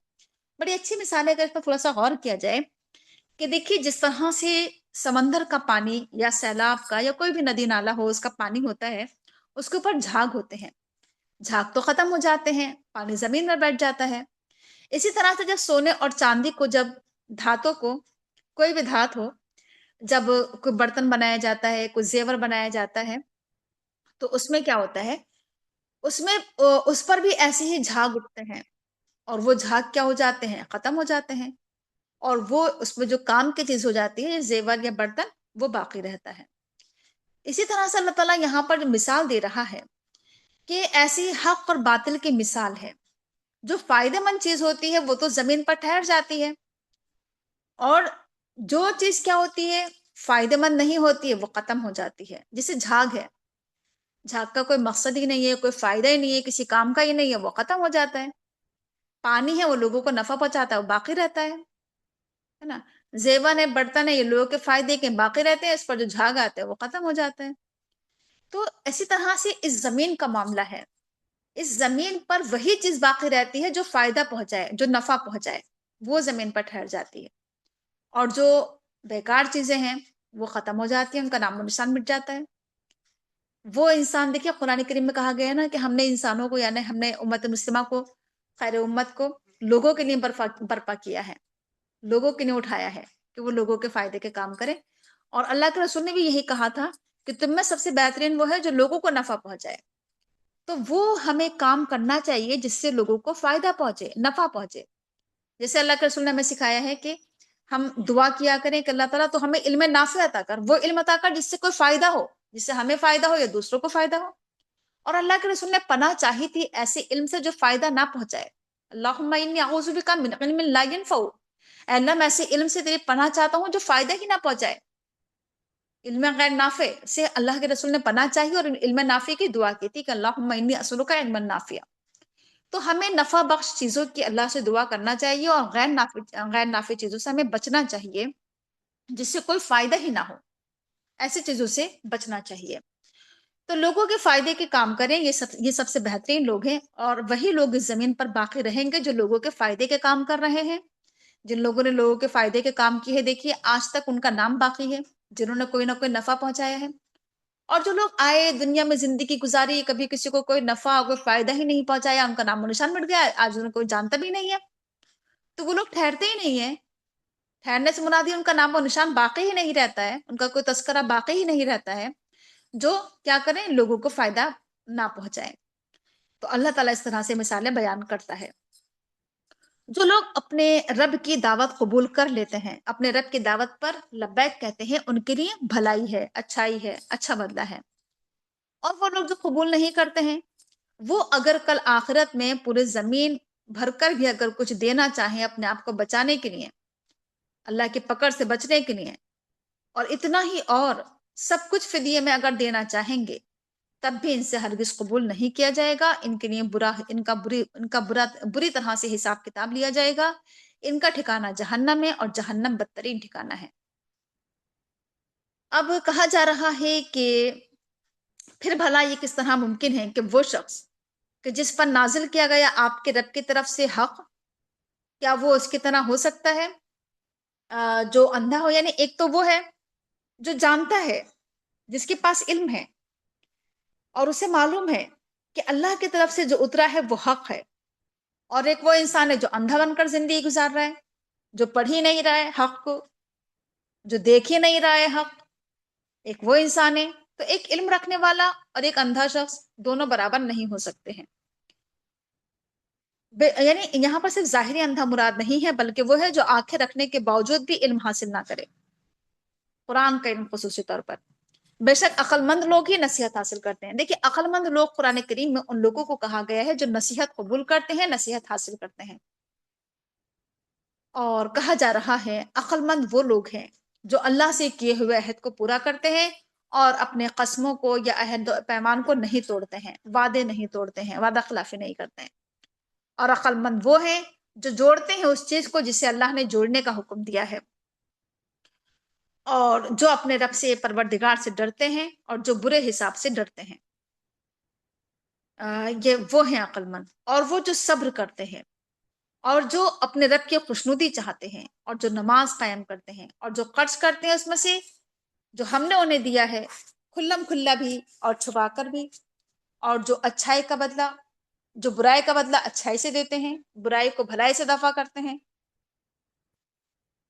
ایسے ہی لوگوں کے لیے آخرت کا گھر ہے، آخرت کا انجام ایسے ہی لوگوں کے حق میں بہتر ہے. یعنی آخرت یا جنت کن لوگوں کو ملنے والی ہے؟ ان لوگوں کو جو عہد کو پورا کریں، عہد نہ توڑیں، جسے اللہ نے جوڑنے کا حکم دیا ہے، جن رشتوں کو، جن روابط کو برقرار رکھنے کا حکم دیا ہے انہیں برقرار رکھے، اور جو اللہ سے ڈر کر زندگی گزارے، خشیت کی، عاجزی کی، اور جو آخرت سے ڈرے اور جو صبر کی زندگی گزارے، اور جو ہر وقت اللہ تعالیٰ کی رضا تلاش کرے، اور جو نماز پڑھے اور جو خرچ کرے ہر طرح سے، چھپا کر بھی اللہ اعلان بھی، اور جو برائی کا بدلہ بھلائی سے دے. ایسے لوگوں کے لیے آخرت میں بہترین انجام ہے. کیا ہے بہترین انجام؟ ہمیشگی کی باغات، ہمیشگی کے باغات، عدن کے باغات، ابدی قیام گاہیں، جہاں پر یہ لوگ داخل ہوں گے. یہ لوگ بھی داخل ہوں گے اور وہ بھی داخل ہوں گے جو صالح ہوں گے، جو نیک ہوں گے. ان کے باپ دادا میں سے، ان کے ازواج میں سے، ان کی اولاد میں سے جو نیک لوگ ہوں گے وہ داخل ہوں گے، جو صالح ہوں گے وہ داخل ہوں گے. اور فرشتے ہر دروازے سے ان کے لیے استقبال کے لیے آئیں گے اور کہیں گے کہ تم پر اللہ کی سلامتی ہو، تم نے بہت ہی صبر کی زندگی گزاری، بس آج کیا ہی بہترین انجام ہے تمہارے لیے. اور وہ جو اللہ سے عہد کرنے کے بعد عہد کو توڑ دیتے ہیں، اور وہ جو کاٹتے ہیں اس چیز کو جسے اللہ نے جوڑنے کا حکم دیا ہے، اور وہ جو زمین میں فساد برپا کرتے ہیں، ایسے ہی لوگ، ایسے ہی لوگوں پر اللہ کی لعنت ہے، اور ایسے ہی لوگوں کے لیے بہت برا انجام ہے. اللہ تعالیٰ جو ہے وہ رزق میں کشادہ ہے، یعنی بہت فراقی کے ساتھ رزق فراہم کرتا ہے جس کے نہیں چاہتا ہے، اور اللہ تعالیٰ جس کا چاہتا ہے رزق تنگ کر دیتا ہے. اللہ تعالیٰ جسے چاہتا ہے بہت زیادہ رزق دیتا ہے، اور جس کا چاہتا ہے رزق تنگ کر دیتا ہے. اور لوگ اس دنیا کی زندگی میں بڑے مگن ہیں، بہت خوش ہیں، اور حالانکہ یہ دنیا کی زندگی تو آخرت کے مقابلے میں بہت مختصر ہے، چھوٹی ہے، بہت کم اس میں سامان زندگی، ایک متاع قلیل ہے یہ دنیا کی زندگی. تو اس کے باوجود لوگ دنیا میں مگن ہیں، ڈوبے ہوئے ہیں، غرق ہیں. اور وہ جو کافر ہیں وہ کہتے ہیں کہ اس پر اس کے پروردگار کی طرف سے کوئی نشانی کیوں نہیں اتاری گئی؟ اے نبی کہہ دیجئے کہ اللہ تعالیٰ جسے چاہتا ہے گمراہ کر دیتا ہے، اور اللہ تعالیٰ ہدایت ان لوگوں کو دیتا ہے جو اللہ کی طرف پلٹے، اللہ کی طرف رجوع کرے، اللہ اسے ہدایت دیتا ہے. وہ لوگ جو ایمان لے کر آتے ہیں ان کے دل اللہ کے ذکر سے مطمئن ہوتے ہیں. خبردار، اللہ کے ذکر سے دلوں کو اطمینان نصیب ہوتا ہے. یعنی اصل ایمان تو یہ ہے، اصل مومن تو وہ ہیں، در حقیقت سچے مومن وہ ہیں کہ جن کے دل کو سکون ملے اللہ کے ذکر سے. جیسے اللہ کے رسول کہا کرتے تھے ان سے، حضرت بلال سے، کہ اذان دو تاکہ نماز کے ذریعے ہماری روح کو سکون ملے، ہمیں اطمینان نصیب ہو جائے، ہمیں سکون مل جائے. تو ایسے ہی دیکھیے کہ اللہ کا ذکر، اللہ کی یاد مومنین کے دلوں کو سکون اور اطمینان فراہم کرتی ہے. اور حقیقت بھی یہی ہے کہ دیکھیے نماز پڑھنے سے انسان کے دل کو بڑا سکون ملتا ہے. اسی طرح سے قرآن پڑھنے سے کبھی ایسا ہوتا ہے کہ انسان کی زندگی میں ایسی ایسی مصیبتیں آ جاتی ہیں، تکلیف اور پریشانیاں آ جاتی ہیں، حادثات ہو جاتے ہیں. ایسے موقع پر جب انسان قرآن پڑھتا ہے تو اس کے دل کو بہت سکون ملتا ہے. ایسی ہی دعائیں ہیں، دعا کرنے کے بعد، یعنی دعا کرنے سے پہلے جو انسان کا دل بوجھل ہو رہا ہوتا ہے، بھاری ہو رہا ہوتا ہے، بہت پریشان ہے، فکر مند ہے، پھر دعا کرنے کے بعد اس کے دل کو سکون مل جاتا ہے. تسبیحات پڑھنے سے دل کو سکون مل جاتا ہے، اذکار کرنے سے دل کو سکون ملتا ہے. تو یہ سب جتنے بھی اللہ کے ذکر کے ذرائع ہیں، جتنے بھی وسائل ہیں یہ ذکر کے، یہ سب کرنے سے انسان کو اطمینان قلب نصیب ہوتا ہے، طمانینت قلب نصیب ہوتا ہے، سکون قلب نصیب ہوتا ہے نا. تو جب ہم چاہتے ہیں کہ جب بھی ایسا ہوتا ہے نا کہ انسان کی روح بڑی بےچین سی ہوتی ہے، انسان کا دل بڑا بےچینی محسوس کر رہا ہوتا ہے، تو ایسے موقع پر انسان کو چاہیے کہ وہ اپنے روح کی غذا کا اہتمام کرے، اور ایسے موقع پر وہ اللہ تعالیٰ کا خوب خوب ذکر کرے. کیونکہ کہا جا رہا ہے کہ اللہ کا ذکر دلوں کو اطمینان نصیب کرتا ہے. اللہ تعالیٰ نے دلوں کا اطمینان اللہ کے ذکر میں رکھا ہے. ٹھیک.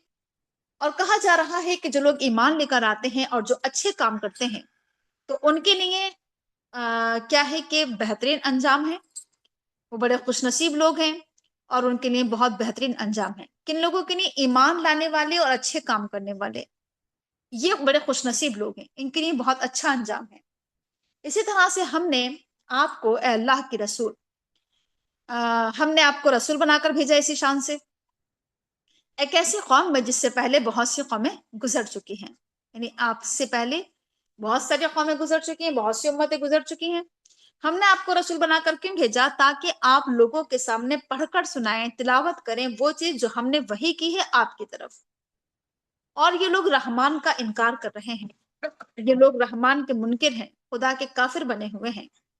اے نبی کہہ دیجئے کہ اللہ تعالیٰ میرا پروردگار ہے، میرا رب اللہ ہے، جس کے سوا کوئی معبود نہیں، میں نے اسی پر توکل کیا اور اسی کی طرف، اور وہی میرا ملجا اور ماوا ہے، اسی کی طرف میں پلٹتا ہوں۔ اور اگر ایسا ہوتا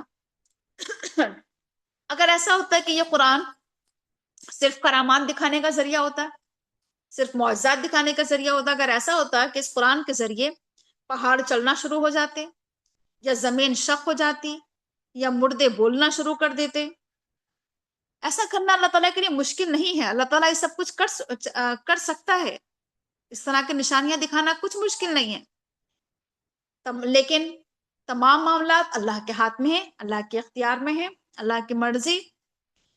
اور تو دیکھیے قرآن کا کام یہ نہیں ہے کہ قرآن اس طرح کی چیزیں پیش کرے، قرآن کا تو ایک سنجیدہ مقصد ہے۔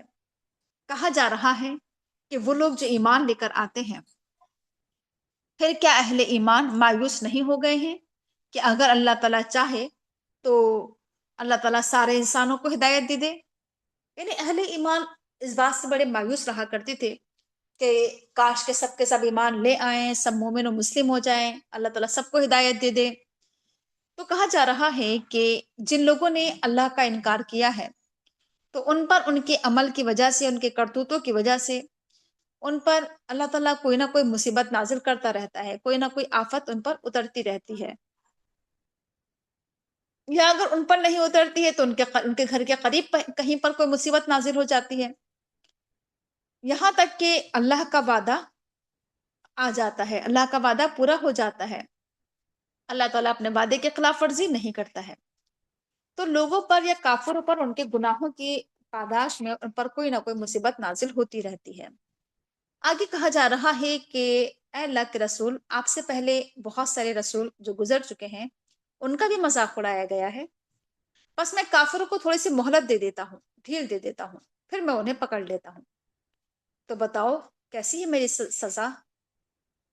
اب اللہ تعالیٰ کہہ رہا ہے کہ ایک طرف تو وہ شخص ہے کہ جو ایک متنفس کی کمائی پر نظر رکھتا ہے، اس کے مقابلے میں یہ جسارتیں کی جا رہی ہیں کہ لوگوں نے اس کے کچھ شریک ٹھہرا رکھے ہیں، یعنی ایک تو وہ انسان ہے جو کیا ہے کہ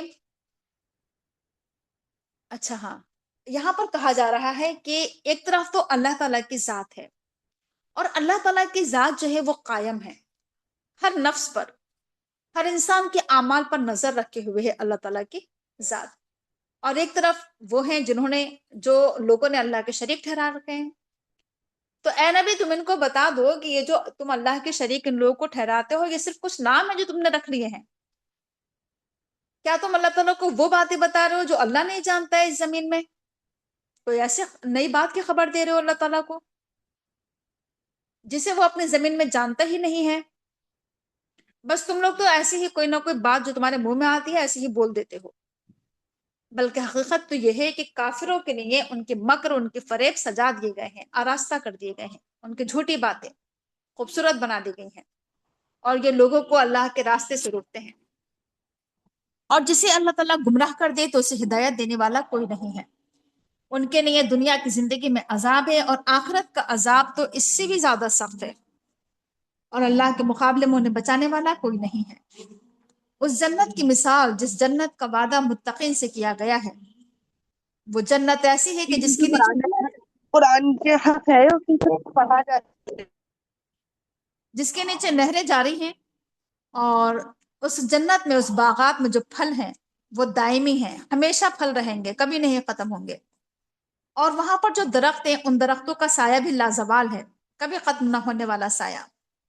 یہ انجام ہے متقین کا، اور کافروں کا انجام جہنم ہے، اور وہ جنہیں ہم نے کتاب دی وہ خوش ہوتے ہیں اس کتاب سے جو نازل کی گئی ہے تمہاری طرف، اور بہت سارے گروہ، مختلف گروہوں میں کچھ لوگ ایسے ہیں جو اس کے بعض باتوں کے منکر ہیں قرآن کے، یعنی کچھ لوگ تو قرآن کے سے خوش ہوتے ہیں اور کچھ ایسے ہیں جو اس کی بعض باتوں کا انکار کرتے ہیں۔ تو اے نبی تم کہہ دو کہ مجھے تو یہ حکم دیا گیا ہے کہ میں اللہ کی عبادت کروں اور اللہ کے ساتھ کسی کو شریک نہ ٹھہراؤں، اسی کی طرف میں دعوت دیتا ہوں اور اسی کی طرف میں رجوع کرتا ہوں۔ اسی طرح سے ہم نے اس قرآن کو نازل کیا، یہ قرآن حکمت سے لبریز ہے، اس قرآن کریم میں احکامات ہیں، حکمتیں ہیں، اور یہ قرآن عربی زبان میں نازل کیا ہے۔ اور اگر آپ لوگوں کی خواہشات کی اتباع کریں گے حالانکہ آپ کے پاس علم آ چکا ہے، تو یاد رکھیے کہ پھر اللہ سے بچانے والا نہ کوئی ولی ہوگا اور نہ کوئی اللہ کی پکڑ سے تمہیں بچا سکے گا۔ اے اللہ کے رسول، ہم نے آپ سے پہلے بہت سارے رسول بھیجے، اور جتنے بھی رسول اس دنیا میں آئے ہیں ہم نے تمام رسولوں کی بیویاں اور بچے سب کے سب دیے، یعنی نبی بیویوں والے بچوں والے ہم نے انہیں بنایا۔ اور کہا جا رہا ہے کہ جتنے بھی رسول آئے کسی کے اندر یہ طاقت نہیں تھی کہ وہ اللہ کی اجازت کے بغیر، اللہ کے حکم کے بغیر کوئی آیت پیش کر دے، کوئی نشانی، کوئی معجزہ اللہ کے حکم کے بغیر دکھا دے کوئی رسول۔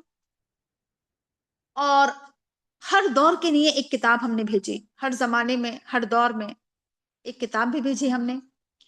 اللہ تعالیٰ جسے چاہتا ہے مٹا دیتا ہے اور جسے چاہتا ہے باقی رکھتا ہے، ثابت رکھتا ہے، جس چیز کو چاہتا ہے قائم رکھتا ہے۔ اللہ کے پاس ہے ام الکتاب، کتاب کی جڑ، یعنی لوح محفوظ جہاں سے یہ تمام کتابیں آئی ہیں وہ اللہ کے پاس ہے۔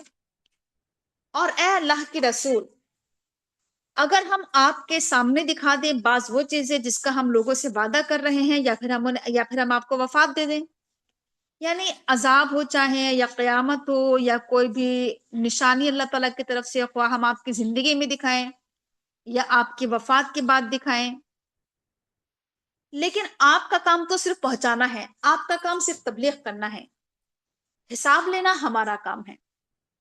ہم کسی کا حساب نہ کیا کریں کہ وہ ایسا ہے اور ایسا ہے، اس کا ایسا اور ایسا ہوگا، وہ جہنمی ہے اور وہ کافر ہے، بلکہ حساب لینا اللہ کا کام ہے، ہمارا کام صرف تبلیغ کرنا اور پہنچانا ہے۔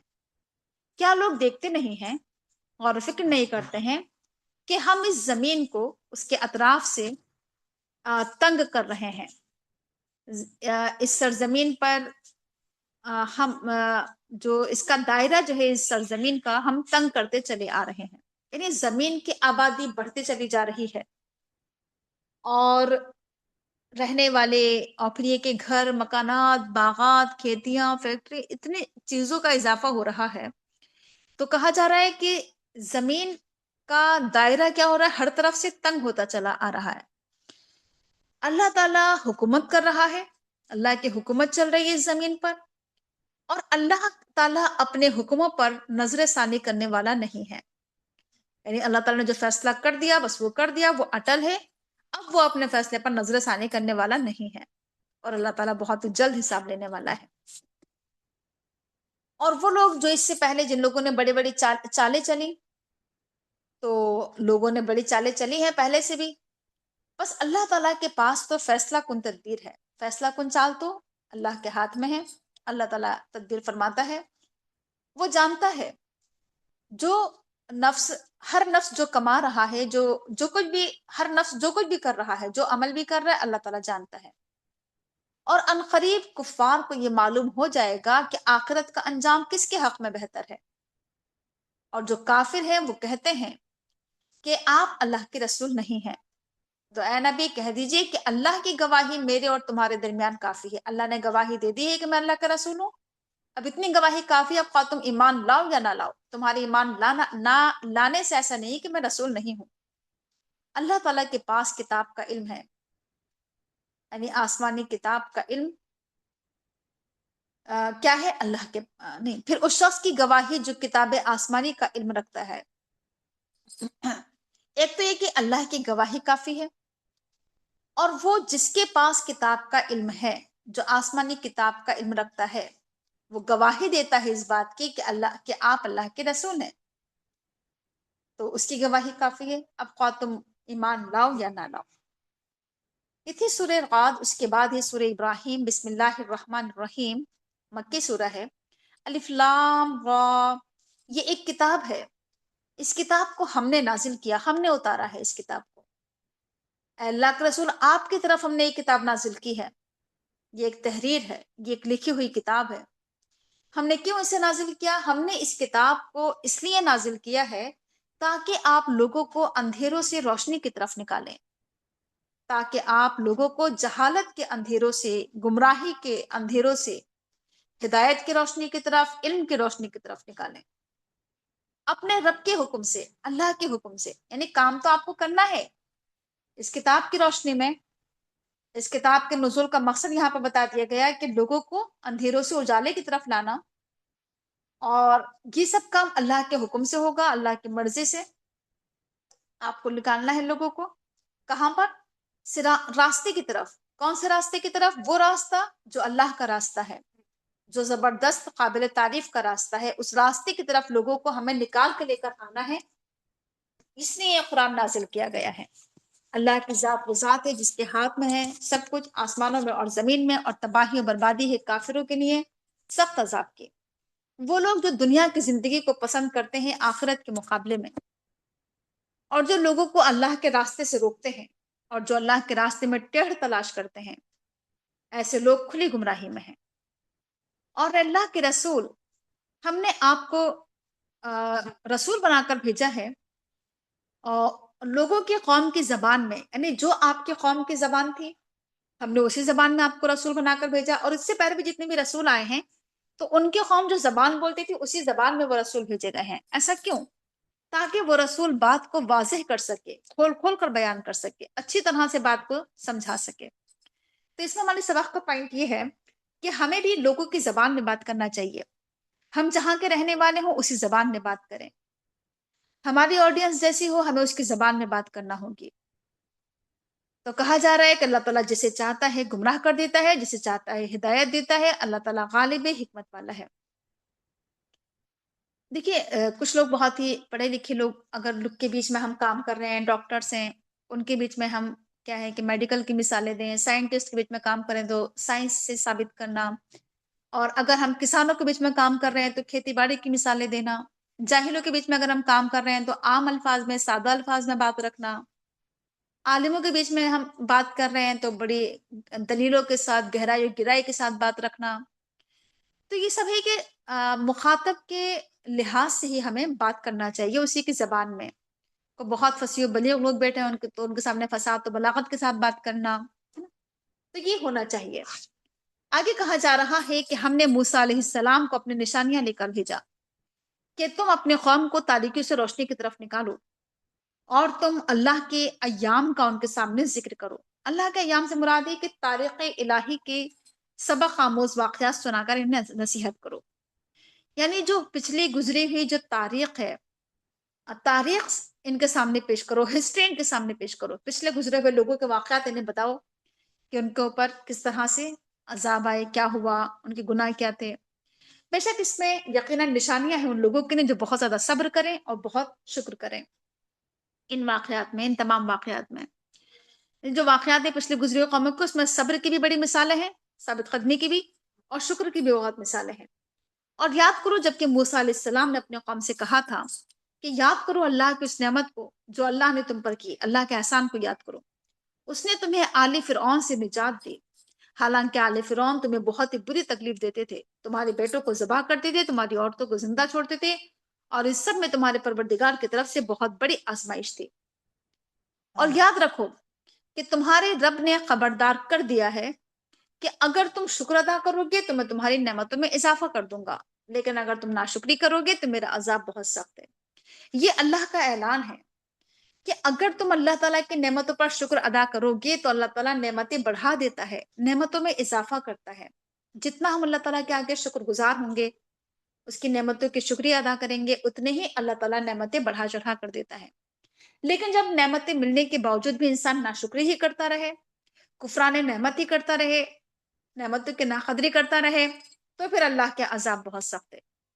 اور موسیٰ علیہ السلام نے کہا کہ اگر تم انکار کرو گے، تم اور وہ لوگ جو بھی زمین میں ہیں، تو پھر اللہ تعالیٰ بے نیاز ہے، قابل تعریف ہے، اسے تمہارے ایمان کی ضرورت نہیں ہے. اور تم اس کی تعریف کرو نہ کرو، وہ خود اپنے آپ میں قابل تعریف ہے، اپنے ذات میں آپ محمود ہے. وہ کیا تمہیں ان لوگوں کے ان قوموں کے حالات نہیں پہنچے؟ کیا تمہیں وہ واقعات نہیں معلوم ہیں جو تم سے پہلے گزرے ہوئے لوگ ہیں، قوم نوح، قوم عاد، قوم سمود اور ان کے بعد کے لوگ؟ اور ان کا حال اللہ ہی کو پتا ہے، اللہ کو معلوم ہے۔ اور یہ ہے کہ ان کے پاس ان کے رسول آئے تھے کھلی ہوئی نشانیاں لے کر، تو انہوں نے اپنے منہ میں اپنے ہاتھ ڈال لیا، یعنی ہاتھ دانتوں تلے انگلی دبا لینا جسے ہم کہتے ہیں، یعنی ایسے ایسے رسولوں نے معجزات پیش کیے ہیں، ایسی ایسی نشانیاں دکھائی ہیں انبیاء کرام نے آ کر، وہ دلائل رکھے ہیں کہ لوگ متعجب ہو گئے، لوگ حیرت زدہ رہ گئے، لوگوں نے اپنے ہاتھ دبا لیے اپنے منہ میں، اور لوگ کہنے لگے، یعنی حیرت تو ہوئی لوگوں کو، تعجب تو ہوا، لیکن اس کے ساتھ ساتھ لوگوں نے کہا کہ ہم نے انکار کیا اس چیز کا جسے لے کر تم بھیجے گئے ہو، انکار بھی کیا، اور یہ کہ ہم شک میں پڑے ہوئے ہیں اس چیز کی طرف جس کی طرف تم ہمیں بلا رہے ہو۔ تو اتنا سوچیے ذرا، کتنا کھلم کھلا انکار، کہ ایسی ایسی حیرت انگیز دلیلیں دیکھنے کے باوجود بھی انکار کر دینا، صاف صاف سامنے سے۔ ان کے رسولوں نے کہا کہ کیا تم اللہ کے بارے میں شک کر رہے ہو، حالانکہ اللہ تعالیٰ زمین و آسمان کا بنانے والا ہے؟ اللہ تعالیٰ تمہیں پکار رہا ہے، تمہیں بلا رہا ہے، کیوں؟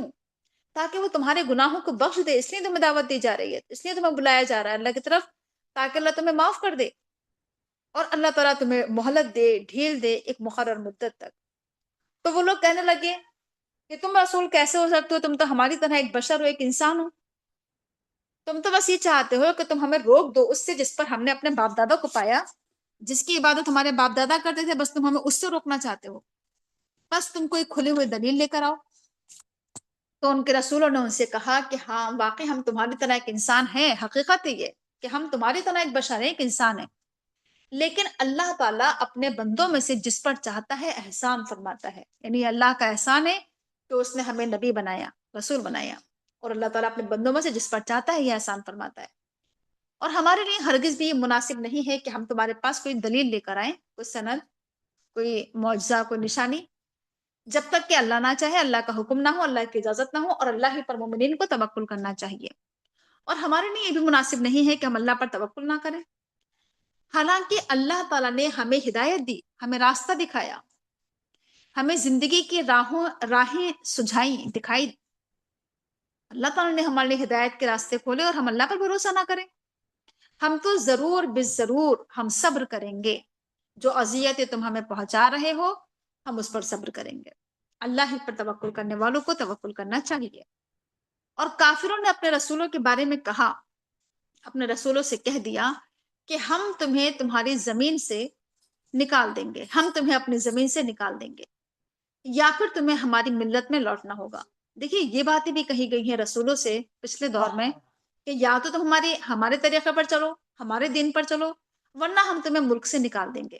اور یہی بات آج ہمارے ملک میں بھی ہم لوگوں سے کہی جاتی ہے کہ اگر تمہیں اس ملک میں رہنا ہے تو ہمارے دین کو فالو کرو، ہمارے دین پر چلو، ہمارے طریقے پر چلو، یا پھر تم ہمارے ملک سے ہی نکل جاؤ۔ تو کہا جا رہا ہے کہ ان کی پروردگار نے ان کی طرف وحی بھیجی کہ ہم ان ظالموں کو ہلاک کر دیں گے، اور ہم تمہیں زمین میں آباد کر دیں گے، ٹھہرائیں گے۔ یہ بدلہ کن لوگوں کے لیے ہوگا، یہ انعام کن لوگوں کے لیے ہوگا؟ جو میری حضور جواب دہی کا خوف رکھتے ہیں اور میری وعید سے ڈرتے ہیں۔ تو ایسے ہی لوگوں کو اللہ تعالیٰ زمین میں ٹھہرا دیتا ہے جو اللہ کے سامنے کھڑے ہونے سے ڈرتے ہیں، اور جو اللہ تعالیٰ کی وعیدوں سے ڈرتے ہیں، جس کے دل میں اللہ کا خوف ہوتا ہے، اللہ تعالیٰ پھر اسے زمین میں جما دیتا ہے۔ اور لوگوں نے فیصلہ چاہا تھا، تو ہر جبار اور ہر دشمن حق نے منہ کی کھائی، یعنی لوگ جو دعائیں کرتے تھے کہ اللہ تعالیٰ جو حق پر ہو اسے فتح نصیب کر، لوگ فتح چاہ رہے تھے، تو اللہ تعالیٰ نے بتا دیا کہ دیکھو جتنے بھی جبار ہیں، دشمن حق ہیں، ان سب نے منہ کی کھائی، وہ سب ہار گئے، ناکام و نامراد ہو گئے۔ اب ان کے آگے صرف جہنم ہے، اور انہیں وہاں پر کچھ لہو کا سا پانی پینے کو دیا جائے گا، جسے زبردستی ان کے حلق سے اتارا جائے گا، حلق سے اتارنے کی کوشش کرے گا، اور وہ مشکل سے ہی اسے اتار سکیں گے۔ جہنم ایک ایسا ٹھکانہ ہے جہاں پر چاروں طرف سے موت چھا رہی ہوگی، ہر طرف سے موت دکھائی دے رہی ہوگی، لیکن اس کے باوجود بھی انسان مرے گا نہیں، اور وہ اپنے سامنے بہت ہی سخت عذاب پائے گا۔ کافروں کی مثال تو ایسی ہے جن لوگوں نے اپنے رب کے ساتھ کفر کیا ان کی مثال ایسی ہے جیسے کوئی راکھ کا ڈھیر ہو، جیسے کوئی راکھ ہو اور اس راکھ کو بہت تیز طوفانی ہوا آندھی نے اڑا دیا ہو۔ تو جب آندھی یا طوفان آتا ہے تو راکھ اتنی ہلکی ہوتی ہے کہ وہ راکھ اڑ جاتی ہے۔ ایسے ہی بالکل کافروں کے اعمال ہیں، جب قیامت آئے گی تو یہ بالکل بھی قدرت نہیں رکھیں گے اپنے اعمال پر کہ ان کو ان کے عمل کا کچھ بدلہ ملے۔ ان کے تمام کے تمام اعمال گم ہو جائیں گے، غائب ہو جائیں گے، اکارت بیکار، بالکل نظر ہی نہیں آئیں گے۔ یہ کھلی گمراہی ہے۔ کیا تم نے دیکھا نہیں کہ اللہ نے آسمان اور زمین کو بنایا ہے حق کے ساتھ؟ اگر وہ چاہے تو تم سب کو لے جائے اور تمہاری جگہ ایک نئی مخلوق لے آئے، اور یہ اللہ کے اوپر کوئی مشکل بھی نہیں ہے۔ کل تمام کے تمام انسان اللہ کے سامنے بے نقاب ہو جائیں گے، برہنہ ہو جائیں گے، کھل کر سامنے آ جائیں گے، ظاہر ہو جائیں گے۔ ہر انسان، سب کچھ کھل کر سامنے آ جائے گا کل انسان کا، اس کے تمام اعمال، سب انسان ایک دوسرے کے سامنے بے نقاب ہو جائیں گے۔ انسان کی نیتیں، اس کے جذبات، مقاصد، تمام اس کے راز، سب چیزیں کھل کر سامنے آ جائیں گی۔ کل آخرت میں وہ لوگ جو دنیا میں کمزور تھے وہ کہیں گے ان لوگوں سے جو دنیا میں بڑے بنے ہوئے تھے کہ ہم تو تمہارے پیچھے چلتے تھے، ہم تمہاری اتباع کرتے تھے، تمہیں فالو کرتے تھے، تو کیا تم ہمیں اللہ کے عذاب سے بچا پاؤ گے؟ یعنی دنیا میں اگر آج ہم دیکھتے ہیں کہ جو چھوٹے لوگ ہیں وہ بڑے لوگوں کی اتباع کرتے ہیں۔ یعنی جو آپ دیکھتی ہوں گی بہت سارے غربا ہیں اور مسکین لوگ ہیں، وہ چاہتے ہیں کہ ہم وہی کریں جو بڑے لوگ کرتے ہیں، کہ اگر بڑے بڑے لوگ کیا کر رہے ہیں، بہت سے گناہ کے کام کر رہے ہیں، سود ہے، رشوت ہے، زنا، جوا، شراب اور غیر اسلامی رسم و رواج، تو چھوٹے لوگ، کمزور لوگ بھی چاہتے ہیں کہ ہم بھی ایسا ہی کریں، چاہے ہم غلط طریقے سے کما لیں لیکن ہم بھی ایسے ہی خرچ کریں ان کی طرح، تو انہیں فالو کرتے ہیں۔ تو کہا جا رہا ہے کہ ہم تو تمہیں دنیا میں، ہم تمہارے تابع تھے، تمہارے پیچھے پیچھے چل رہے تھے، جو تم کرتے تھے ہم تو وہی کرتے تھے، تم نے غلط کیا ہم نے بھی غلط کیا، تو اب کیا تمہیں جو عذاب ملا تو کیا تم ہمیں اللہ کے عذاب سے بچانے کے لیے کچھ کر سکتے ہو؟ تو یہ لوگ جواب دیں گے، بڑے لوگ، کہ اگر اللہ نے ہمیں نجات کی راہ دکھائی ہوتی تو ہم ضرور تمہیں نجات کی راہ دکھا دیتے۔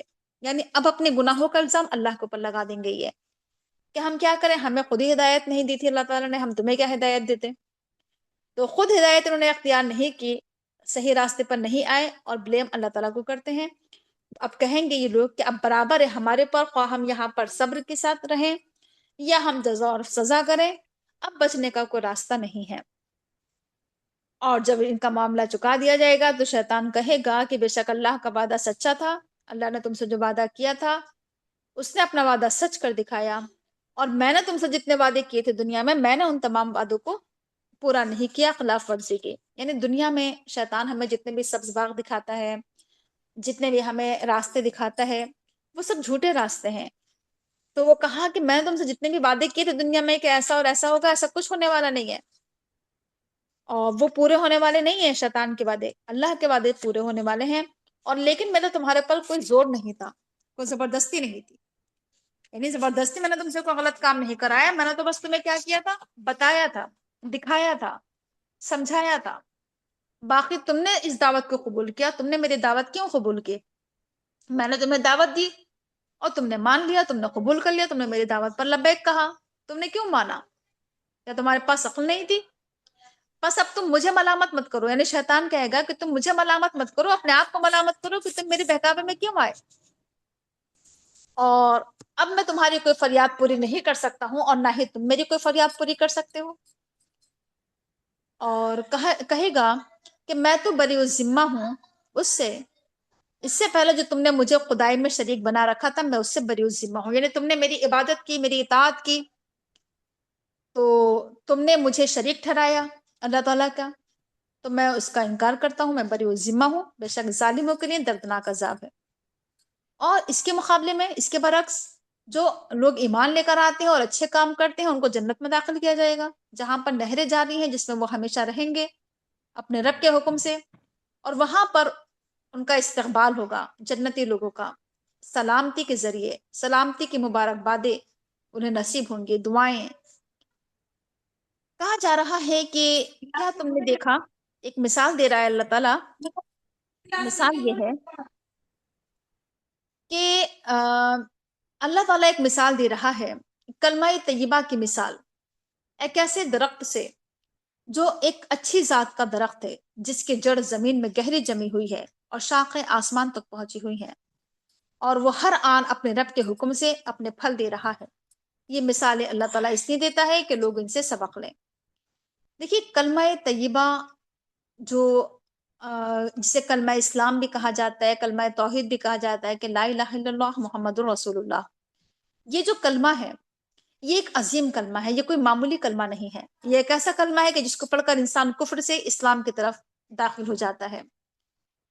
یہ کلمہ انسان کو کیا ہے کہ نجات کا ذریعہ ہے انسان کے. اب دیکھیے اس کلمے کی مثال دی جا رہی ہے کہ جیسے کوئی درخت ہوتا ہے، ایک اچھی ذات کا اگر درخت ہوتا ہے، بہت اچھا درخت جو ہوتا ہے، اس کی نشانی، اس کی علامت یہ ہوتی ہے کہ اس کی جڑیں زمین کے اندر گہری جمی ہوئی ہوتی ہیں. اور اچھی ذات کا جو درخت وہ ہوتا ہے جس کی شاخیں آسمان تک اوپر پہنچی ہوئی ہوتی ہیں، جسے کھجور کا درخت ہوتا ہے نا. اور اچھا درخت وہ ہوتا ہے جو ہر وقت اپنے رب کے حکم سے پھل دیتا ہے نا. ایسی ہی کلمہ طیبہ ہے. کلمہ طیبہ جب انسان پڑھ لیتا ہے ایک مرتبہ، تو یہ کلمہ طیبہ انسان کے اندر جڑ پکڑ لیتا ہے، انسان کے دل میں داخل ہو جاتا ہے، انسان کی گہرائی اور گہرائی میں اتر جاتا ہے، اس کی زندگی میں انقلاب برپا کر دیتا ہے.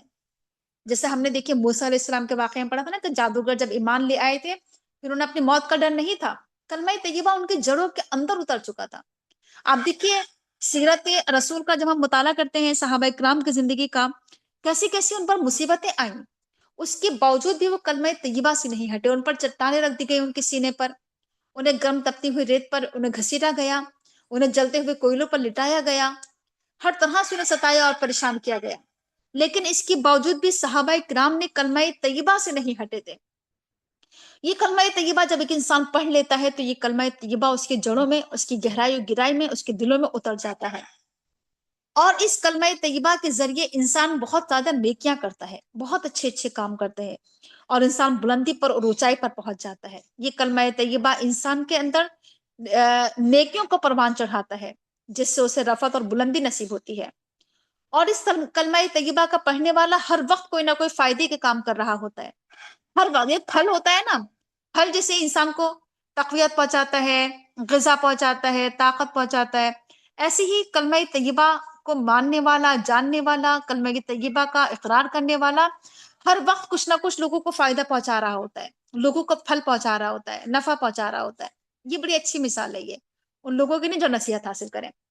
اس کے مقابلے میں کلمہ خبیثہ کی مثال، یعنی کلمہ کفر کی مثال، اس برے درخت کی طرح ہے جو زمین کی سطح سے اکھاڑ پھینکا جاتا ہے اور اس کے لیے کوئی استحکام نہیں ہے.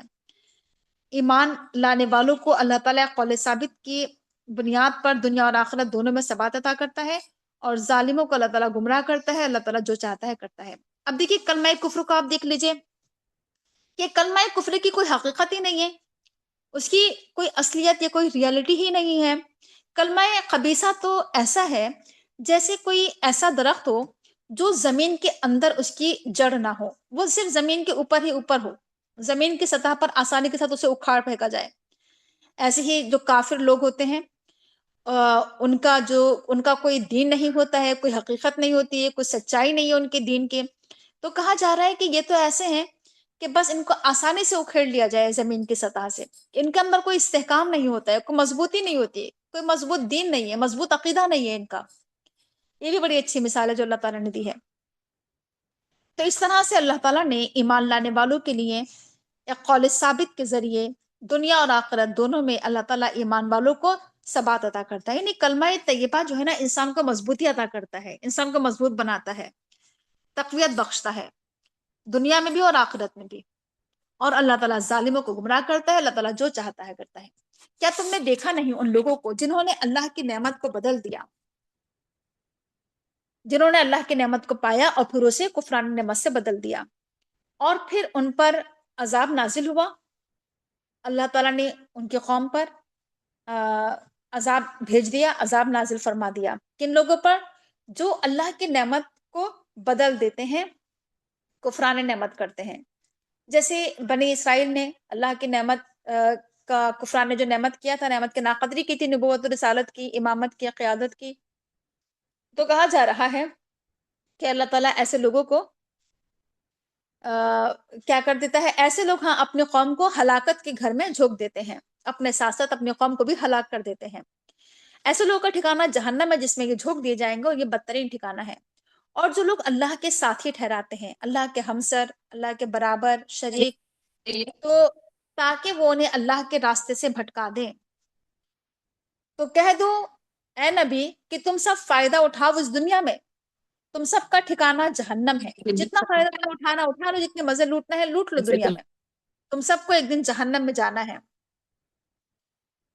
اے نبی کہہ دیجئے میرے ان بندوں سے جو ایمان لے کر آتے ہیں، میرے مومن بندوں سے کہہ دو. دیکھیے اللہ تعالیٰ مومن بندوں کی نسبت اپنی طرف کر رہا ہے کہ میرے ہیں وہ بندے جو ایمان لے کر آتے ہیں. اور کتنی بڑے اعزاز کی بات ہے یہ ہم سب کے لیے کہ اللہ تعالیٰ ایمان والوں کو اپنا بندہ کہہ رہا ہے کہ یہ میرے بندے ہیں. کون؟ جو نماز قائم کرتے ہیں اور جو خرچ کرتے ہیں اس میں سے جو ہم نے انہیں دیا ہے، جو چھپا کر بھی خرچ کرتے ہیں، علی اعلان بھی خرچ کرتے ہیں، قبل اس کی کہ ان پر وہ دن آئے جس دن نہ تو کوئی خرید و فروخت ہوگی اور نہ ہی کوئی دوستی کام آئے گی. اللہ کی ذات وہ ذات ہے جس نے آسمانوں کو بنایا، زمین کو بنایا، آسمان سے پانی اتارا، اور اس پانی کے ذریعے اس نے بہت سارے پھل نکالے تمہارے لیے رزق کے طور پر، اور اس نے تمہارے لیے سمندری جہازوں کو مسخر کر دیا تمہارے، اور یہ کشتیاں، سمندری جہاز تمہیں لے کر سمندر میں چلتے ہیں اللہ کے حکم سے. اور اس نے تمہارے لیے دریاؤں کو مسخر کر دیا، نہروں کو مسخر کر دیا. اس نے تمہارے لیے سورج کو مسخر کر دیا، چاند کو مسخر کیا. اور یہ سب لگاتار چل رہے ہیں، سورج اور چاند سب لگاتار اپنا اپنا کام کر رہے ہیں. اس نے تمہارے لیے رات اور دن کو بھی مسخر کر دیا.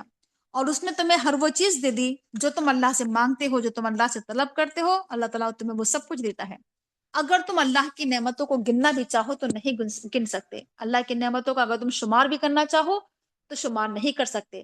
اور حقیقت یہی ہے کہ اللہ کی نعمتیں کچھ تو ایسی ہیں کہ ہمیں اس کا احساس بھی نہیں ہے، معلوم بھی نہیں ہے کہ اللہ تعالیٰ کی کتنی بڑی نعمت ہمارے اوپر ہے. جب وہ نعمت چھن جاتی ہے تو پھر اللہ تعالیٰ، تو پھر انسان کو اس نعمت کا احساس ہوتا ہے. اور نعمتیں اتنی زیادہ ہیں انسان کے اوپر کہ واقعی اگر انسان شمار کرنے بیٹھ جائے تو شمار بھی نہیں کر سکے.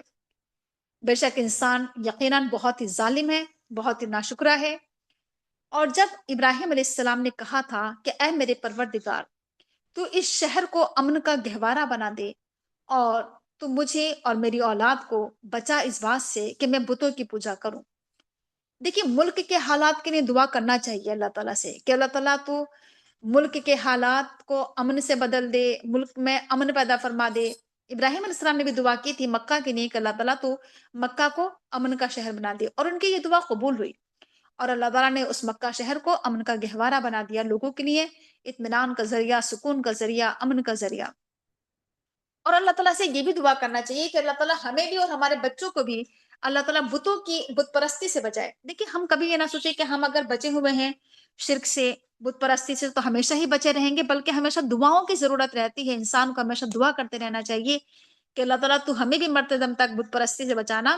اور اپنی اولاد و نسلوں کے لیے بھی دعا کرنا چاہیے کہ کہیں ایسا نہ ہو کہ ہماری اولاد و نسلوں میں شرک آ جائے. تو ان کے لیے بھی دعا کرنا چاہیے کہ اللہ تعالیٰ انہیں بھی بچا کر رکھے. اے میرے پروردگار، بے شک ان بتوں نے بہت سے لوگوں کو گمراہ کر دیا ہے، بہت سے لوگوں کو بھٹکا دیا ہے. اور کہیں ایسا نہ ہو کہ مطلب میری اولاد بھی گمراہ ہو جائے. لہٰذا کیا ہے کہ جو اس میرے میں طریقے ایک پر ہونے چلے دو ہونے کے گا، ساتھ نیچے دیکھتے ہی جو ادھر میرے ادھر آؤ ادھر آؤ. جو میرے طریقے پر چلے گا تو وہ مجھ میں سے ہے، اور جو میری نافرمانی کرے گا تو اللہ تعالیٰ تو بخشنے والا، رحم کرنے والا ہے. یعنی بت پرستی انسان کو گمراہ کر دیتی ہے، بھٹکا دیتی ہے. پس جو نبیوں کے طریقے پر چلتا ہے وہ نبیوں کے راستے پر چل رہا ہے، اور جس نے رسول کی نافرمانی کی تو ابراہیم علیہ السلام نے دعا کی کہ اللہ تعالیٰ تو بخشنے والا، رحم کرنے والا ہے. مزید انہوں نے دعا، ابراہیم علیہ السلام نے بہت زیادہ اللہ تعالیٰ سے دعائیں کرنے والے بہت دعائیں کی ہیں انہوں نے. اور قرآن کریم میں جگہ جگہ ان کی دعائیں نقل کی گئی ہیں، اور ان کی ہر دعا بہت ہی بہترین دعائیں ہیں اگر ہم ان کی دعاؤں کو یاد کر لیں. انہوں نے دعا کی تھی اللہ تعالیٰ سے کہ اے ہمارے پروردگار، میں نے اپنی اولاد کو لا کر یہاں پر لا کر بسایا ہے. کہاں پر؟ ایک وادی غیر ذی زرع میں، ایک ایسی جگہ پر جہاں پر نہ کوئی کھیتی ہوتی ہے، نہ کوئی چیز اگتی ہے، بالکل یہاں پر نہ دانا ہے، نہ غلہ ہے، نہ اناج ہے، کوئی چیز نہیں ہے، کوئی کھیت، کوئی باغات، کچھ نہیں ہے۔ ایسی بے آب و گیا وادی میں نے لا کر اپنی اولاد کو بسایا ہے، تیرے محترم گھر کے پاس لا کر بسایا ہے۔ کیوں؟ ایسا کیوں؟ تاکہ یہ لوگ نماز قائم کریں۔ اور اب دیکھیے ابراہیم علیہ السلام کی دعا میں آپ دیکھیے کہ اپنے اولاد و نسلوں کے لیے بہت دعائیں کرتے تھے یہ، اور اس بات کی خواہش رکھتے تھے، چاہتے تھے کہ میری اولاد جو ہے وہ ایک اچھے ماحول میں پلے بڑھے، ایک اچھی جگہ پر رہے۔ تو اپنی اولاد کو لا کر انہوں نے اللہ کے گھر کے پاس، خانہ کعبہ کے پاس، محترم گھر کے پاس لا کر کیوں بسایا؟ کیوں چاہا کہ میری اولاد یہاں پر رہے خانہ کعبہ کے پاس، تاکہ یہ لوگ نماز کے پابند ہو جائیں، نماز کو قائم کرنے والے بن جائیں میرے بچے۔ یہ ان کی خواہش تھی۔ تو اس سے یہ دیکھیے، یہ ہم میں سے ہر ایک کی خواہش ہونا چاہیے کہ ہمارے بچے ایک ایسے ماحول میں رہیں کہ جہاں پر وہ نماز کو قائم کرنے والے ہوں، نمازوں کی پابندی کرنے والے ہوں۔ ایسی جگہوں کا اہتمام کرنا چاہیے، ایسے اسکول، ایسے مدرسے اور ایسے مینٹرز، اس طرح کے لوگ کہ جہاں پر کیا ہو کہ بچوں کی اچھی تعلیم و تربیت کا انتظام ہو، بچے اچھے ماحول میں پلے بڑھیں۔ مزید انہوں نے دعا کی تھی کہ اللہ تعالیٰ کہ تو لوگوں کے دلوں میں اس جگہ کا اشتیاق پیدا کر دے، مشتاق بنا دے تو لوگوں کو اس جگہ کا، یعنی خانہ کعبہ کی زیارت۔ یہ خواہش ہر انسان کے دل میں ہو۔ ان کی یہ دعا قبول ہوئی تھی ابراہیم علیہ السلام کی، اور اللہ تعالیٰ نے ہر انسان کے دل میں خانہ کعبہ کی زیارت کی خواہش ہر انسان کے دل میں رکھی ہے کہ کاش ہم اپنی زندگی میں ایک مرتبہ بیت اللہ کی زیارت کر لیں۔ اور اللہ تعالیٰ تو رزق دے لوگوں کو، خوب خوب پھلوں کا رزق دے تاکہ یہ شکر گزار ہوں۔ اور ان کی یہ دعا بھی قبول ہے کہ وہاں پر مکہ میں اللہ تعالیٰ نے خوب خوب پھل وہاں کے لوگوں کو بھیجتا ہے۔ ہمارے پروردگار بے شک تو جانتا ہے جو بھی ہم چھپاتے ہیں اور جو ہم اعلان کرتے ہیں، اللہ تعالیٰ سے کوئی بھی چیز مخفی نہیں ہے، نہ زمین میں نہ آسمان میں۔ اللہ تعالیٰ کی حمد و ثنا ہے، اس کی تعریف ہے، اس کا شکر ہے کہ اس نے مجھے بڑھاپے میں اسماعیل اور اسحاق عطا کیے۔ بے شک میرا رب یقیناً دعاؤں کا سننے والا ہے۔ دیکھیے جو نعمتیں ملی تھی ابراہیم علیہ السلام کو، اس پر وہ اللہ کا شکر ادا کرتے تھے، خوب تعریف کرتے تھے اللہ کی حمد و ثنا۔ اور اس طرح سے یہ دعاؤں میں صرف ہم اللہ سے مانگے ہی نہیں، بلکہ جو نعمتیں ہمیں حاصل ہیں اس پر اللہ کا شکر بھی ادا کرنا چاہیے۔ اور اس کے بعد انہوں نے دعا کی اللہ تعالیٰ سے کہ اے میرے پروردگار، تو مجھے بھی نماز کا پابند بنا دے اور میری اولاد و نسلوں کو بھی نماز کا پابند بنا دے۔ دعائیں صرف اپنے ہی لیے نہیں کرنا چاہیے، اپنے ساتھ ساتھ اپنی اولاد کے لیے بھی، نہ صرف ایک اولاد کے لیے بلکہ اولاد سے جو ایک پوری نسل چلنا ہے ہم سے، ان کے لیے بھی دعائیں کرنا چاہیے کہ اللہ تعالیٰ تو ہمیں بھی نماز کا پابند بنا دے اور ہماری اولاد و نسلوں کو بھی نماز کا پابند بنا دے۔ اے ہمارے رب، تو ہی دعا قبول کرنے والا ہے، بس تو دعا کو قبول فرما۔ اے ہمارے پروردگار، تو ہمیں بھی بخش دے اور ہمارے والدین کو بھی بخش دے، اور تمام ایمان لانے والوں کو اس روز جب کے حساب قائم ہوگا۔ دیکھیے ابراہیم علیہ السلام نہ صرف ہے کہ ہمیشہ اپنے لیے دعا کرتے تھے، بلکہ اپنی دعاؤں میں اپنی اولاد اور نسل اور اپنے والدین اور تمام مومنین کے لیے دعا کرتے تھے، تمام ایمان لانے والوں کے لیے۔ ہمیں بھی چاہیے کہ ہم بھی اپنی دعاؤں میں سبھی کو شامل رکھا کریں، تمام اہل ایمان کے لیے دعائیں کیا کریں، اپنے والدین کے لیے، اپنے اولاد و نسلوں کے لیے۔ اللہ سے مغفرت طلب کرتے رہنا چاہیے، بخشش طلب کرتے رہنا چاہیے کہ اللہ تعالیٰ تو ہم سب کو بخش دے اس روز جب کہ حساب قائم ہوگا۔ اور تم اللہ کو غافل نہ سمجھو اس چیز سے کہ جو ظالم کر رہے ہیں، بے شک اللہ تعالیٰ لوگوں کو ڈھیل دے رہا ہے اس دن کے لیے جب کہ نگاہیں پتھرا جائیں گی، جب کہ نگاہیں پھٹی کی پھٹی رہ جائیں گی، اس وقت تک لوگوں کو ڈھیل مل رہی ہے۔ اور کہا جا رہا ہے کہ اس دن لوگ سر اٹھائے بھاگے چلے جا رہے ہوں گے، نظریں اوپر جمی ہوئی ہوں گی اور دل اڑے جا رہے ہوں گے۔ قیامت کا نقشہ کھینچا جا رہا ہے کہ جب قیامت آئے گی تو لوگوں کی آنکھیں پھٹی کی پھٹی رہ جائیں گی، کھلی کی کھلی رہ جائیں گی، آنکھیں پتھرا جائیں گے، اور پھر انسان سر اٹھا کر بھاگنا شروع کر دے گا، اور اس کی نظریں اوپر ہوں گی اور اس کا دل اڑا جا رہا ہوگا۔ اے اللہ کے رسول، آپ لوگوں کو ڈرائیے، باخبر کیجیے، اس دن سے ڈرائیے آپ جس دن اللہ کا عذاب آ جائے گا۔ اس دن ظالم کہیں گے اللہ تعالیٰ سے کہ ہمارے پروردگار تو ہمیں ڈھیل دے دے، ہمیں مہلت دے دے ایک قریبی مدت تک۔ اب ہم تیری یعنی اب ہم کیا ہوں گے کہ تیری دعوت پر لبیک کہیں گے، تیری دعوت قبول کر لیں گے اور ہم رسولوں کی اتباع کریں گے۔ تو اللہ تعالیٰ کہے گا کہ کیا تم وہی لوگ نہیں ہو کہ تم اس سے پہلے بہت قسمیں کھایا کرتے تھے، قسمیں کھا کھا کر کہتے تھے کہ تمہیں کوئی زوال ہی نہیں آنا ہے، تمہیں ختم ہی نہیں ہونا ہے دنیا سے. اور تم لوگ تو دنیا میں ایسے رہتے تھے، قوموں کی بستیوں میں تم رہ بس چکے تھے، ایسے لوگوں کے بیچ میں تم لوگ رہے ہو کہ جنہوں نے اپنے اوپر ظلم کیا تھا، اور تمہارے سامنے تو سب کچھ کھل کر سامنے آ گیا تھا. تم نے اپنی آنکھوں سے دیکھا تھا کہ ہم نے ان کے ساتھ کیا سلوک کیا تھا، اور تمہارے سامنے ہم مثالیں بیان کر چکے ہیں. لوگوں نے چالیں چلی، اپنی ساری ہی چالیں چلنی، لوگوں نے جتنی چالیں چل سکتا تھا انسان سب چلی. اور اللہ کیا ہے کہ اللہ کے پاس ہے ان کی تمام چالیں. یعنی جو انسان بھی چالیں چلتا ہے، ہر ایک کی چال کا توڑ اللہ کے پاس ہے. اللہ تعالیٰ لوگوں کی چالوں کو توڑ دیتا ہے. اور اللہ تعالیٰ کی چالیں تو، حالانکہ جو لوگوں نے جو مکر و فریب کیا، جو چالیں چلی، وہ اتنی بڑی بڑی چالیں تھیں کہ پہاڑ ان سے ٹل جائیں. اس کے باوجود بھی اللہ تعالیٰ نے کیا کیا، ان کی چالوں کو ناکام بنا دیا. بس اے اللہ کے رسول، آپ ہرگز یہ گمان نہ کیجئے کہ اللہ تعالیٰ اپنے رسولوں سے کیے ہوئے وعدوں کی خلاف ورزی کرے گا. اللہ تعالیٰ اپنے وعدوں کی خلاف ورزی کبھی نہیں کرے گا. بے شک اللہ تعالیٰ غالب انتقام والا ہے. اللہ نے جو وعدہ کیا ہے وہ پورا ہو کر رہے گا. اور کل آخرت میں زمین بدل ڈالی جائے گی، اس زمین کے علاوہ جو آج زمین ہے، اور آسمانوں کو بھی. یعنی آج جس حالت میں ہے زمین و آسمان، کل اس حالت میں نہیں ہوں گے. اور اللہ تعالیٰ بالکل بے نقاب ہو جائے گا، سامنے آ جائے گا اللہ تعالیٰ، ظاہر ہو جائے گا اللہ تعالیٰ، جو اکیلا ہے، جو زبردست اختیار رکھتا ہے. اور کل تم دیکھو گے مجرمین کو، جرم کرنے والے لوگوں کو، گناہ گاروں کو، کہ ان کے ہاتھ اور پاؤں جکڑے ہوئے ہوں گے، اور انہیں مجرمین کو تارکول کے لباس پہنائے جائیں گے، اور آگ کے شعلے ان کے چہروں پر چھا رہے ہوں گے، تاکہ اللہ تعالیٰ ہر نفس کو اس کے عمل کا پورا پورا بدلہ دے. اللہ تعالیٰ بہت جلد حساب لینے والا ہے. یہ ہے تبلیغ، یہ تھا پہنچانا انسانوں تک.